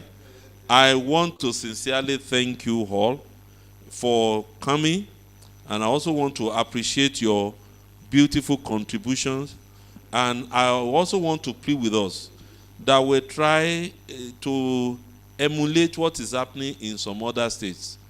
I want to beg the local governments in particular, please, anything that is outside the law, don't go there. And the reason is this. The taxpayer is becoming wiser and wiser day by day. You don't think you can gbaju one now. Everybody is saying, no, why are doing this? And that is why, even as EKRS, we have not locked any shop for more than 1 year. And we have not blocked any road for more than 1 year. Last week, I got a call from RRS. They said one of your staff, he fell, he attacked a bike rider, and the bike rider fell, and we are going to take it up. I said, take it up with the person because he cannot be my staff. Now, I have been here, I've been in this terrain for a while also. We have used force because many of the time, Toriko sent to fair son, o máa ń fẹ́ dàbí pé agbowó orí máa ń fẹ́ dàbí adigunjalè ni tó gbébọn lọ́wọ́, your money or your life. And the only difference between the agbowó orí, the tax collector, and the armed robber is that while the armed robber is carrying a gun, you are carrying the law. So when the law therefore doesn't back you up, it could be very terrible. You know why? People will never support you. They will hate you even when you are following the law. So when they now realize that you've fallen out of the law a little, they will capitalize on it and they want to rubbish you. And that's why I want to plead with us. If you are not clear, this is part of the role that EKRS is to play like the big brother. If you are not clear about anything, please ask us. Don't just go ahead and be blocking road and be locking shops. Because if some of these people take it up in court, your local government may be embarrassed and things may go beyond what you can think. Even the MDAs, be it trade, be it commerce, we are also warning them. Don't just go ahead and say you want to do enforcement without taking input from us. We have at least 3 lawyers here, well experienced. One of them is the one that spoke with you. Very vast. And apart from those lawyers, like the gentleman that spoke with us first, he's not a lawyer because he's a child accountant, but what he knows about this tax law, a lawyer will be careful before you say you know better than him. So we have those systems professionals in-house that can guide us, that can help us. So I want our platform to be used for those questions and answers. You can always call on us. This one, we want to know. And when you want to know, we will be glad to explain to you. Because my belief, why I step in many of those times that, nǹkan tó bá ti bá kan Abọ́yadé, gbogbo lọ́ya, you understand me? Ilé tó bá dẹ̀ faragbá Abégúndé náà, gbogbo àwọn òpè lágbà gbogbo ọ̀nà ìmìlẹ̀ gbogbo náà ló máa faragbá. And so if any of your local government is rubbished in the courts, somehow it will embolden those taxpayers to want to attack another local government, to want to attack even EKRS also. And that's why I'm very, very careful. Let me now tell you a story about the signing thing so that you understand me more. For like 9 to 10 years of my career, I practiced as an outdoor practitioner. My business was doing outdoor, like the billboard that we have outside there. I'm very, very experienced in it. So when Lagos State started with LASA, that's Lagos Advertising Agency, signing agency, we didn't like it because I was a practitioner. When it was local government that were collecting the money, how much will you collect? You give, if you give local government 10 million naira in a year, they will allow you to advertise anywhere. When LASA came and they began to standardize the operation, local government that were collecting, barely collecting 10 million in a year, they began to collect hundreds of millions. So that's why I joyfully decided the advertising to Lagos State. And of course, from Lagos State law, signage law, it's only 20% of what's generated that is retained by LASA. The remaining 80% is distributed to the local government. So from Etiosa to Ikorodu to whatever, the local government can do far, far more than our own local government can do here. But unfortunately for us here, we copied that law. We didn't look at our environments. In Lagos, from Ikorodu to VI to everywhere, you will see lots of big, big advert boards. But in Ekiti, how many do you see? Even in the whole of Ado, how many do you see in Ikere? By the time you remove Ado and you remove Ikere, mélòó ló wà lẹ́fọ̀n? Mi kò jẹ́ pé wọ́n fi bú wọn. Mélòó ló wà lókè Mẹ̀sí? Mélòó ló wà ní Mẹ̀sí? Mélòó ló wà ní Àìṣẹ́gbà? How many do you have in Ode? How many do you have even in Ìkọ̀lé? Ìsìnbọ̀dé ńkọ́? Kẹ̀jẹ̀ ń ta sáwọn kan. Ká má ẹ̀ṣọ́ aṣọ ti èrè o. Ìdólé ńkọ́? Ìpa ọ̀ ńkọ́? Àbí àfàọ̀? Àbí? Are we together? So you now realize that even if you say, okay, because sometimes I get confused over it. Get confused in the sense that I sat down with the Director General several times. Yeah, local government wants similar way. What do you do about it? But when I look at what they collect, the cost of collection is difficult for me to beat them. So it's just what it is in our own dear state. And that's why I just want to keep on pleading with us. Let us cooperate. Only man shegba individually. Be quickly, but eléyìí tí ó bá jẹ́ pé a cooperate a lè gbà pọ̀ kárí nǹkan pín ó máa ń sàn nígbà míì ju pé I must collect this, I must collect. You now go and lock a petrol station and it now takes you to court and it now becomes messy. It could be very, very destructive. So I want to plead with you. You know, I suffered some distraction about 3-4 weeks ago. And what happened? Àwọn ọmọ mi ò tiẹ̀ mọ̀ gbà tán lọ fún àwọn èèyàn ní ìwé pé your tax so that you have not paid 2024, 2025. This is your bill. If you don't agree, come to our office or call this number so that we will meet together and we will look at a way forward. Torí ẹ̀ wọ́n lọ bẹ̀rẹ̀ sí gbá géètì ààfin Èwí, and before you know it, it led to something that was almost scattering the whole Ado protest. And I was asking myself, kí ni ẹ̀ ń protest? Ṣé a ti ṣọ́ọ̀bù yìí ni? Ṣé a kí la ṣe gan? Wọ́n nítorí pé a sáfìwé. So there are people waiting for you to make that small mistake and for them to capitalize on it and to begin to attack you and attack the government. So that's why I'm saying, ẹ jẹ́ á fi ọgbọ́n ṣe. If you are not clear, ask questions from the experts. We are more than willing to explain to you. You don't need to come to Ado. I don't think there's any local government here that we are not represented.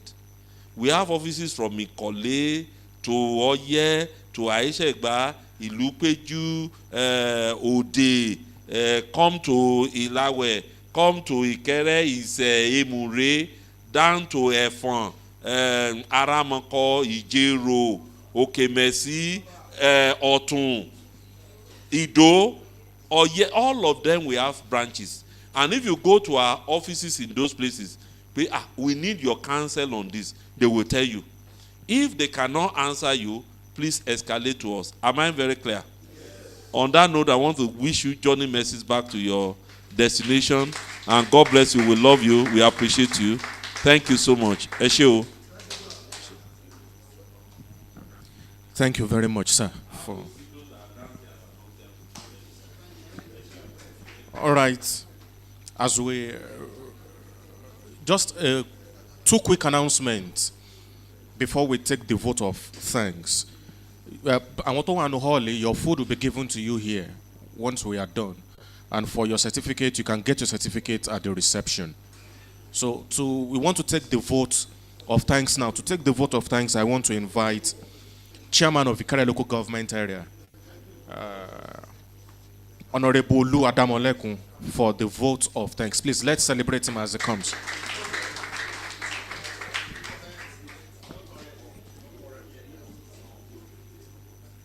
Distinguished ladies and gentlemen, the facilitators and others that contributed to the success of this, they said that you come and give vote of thanks.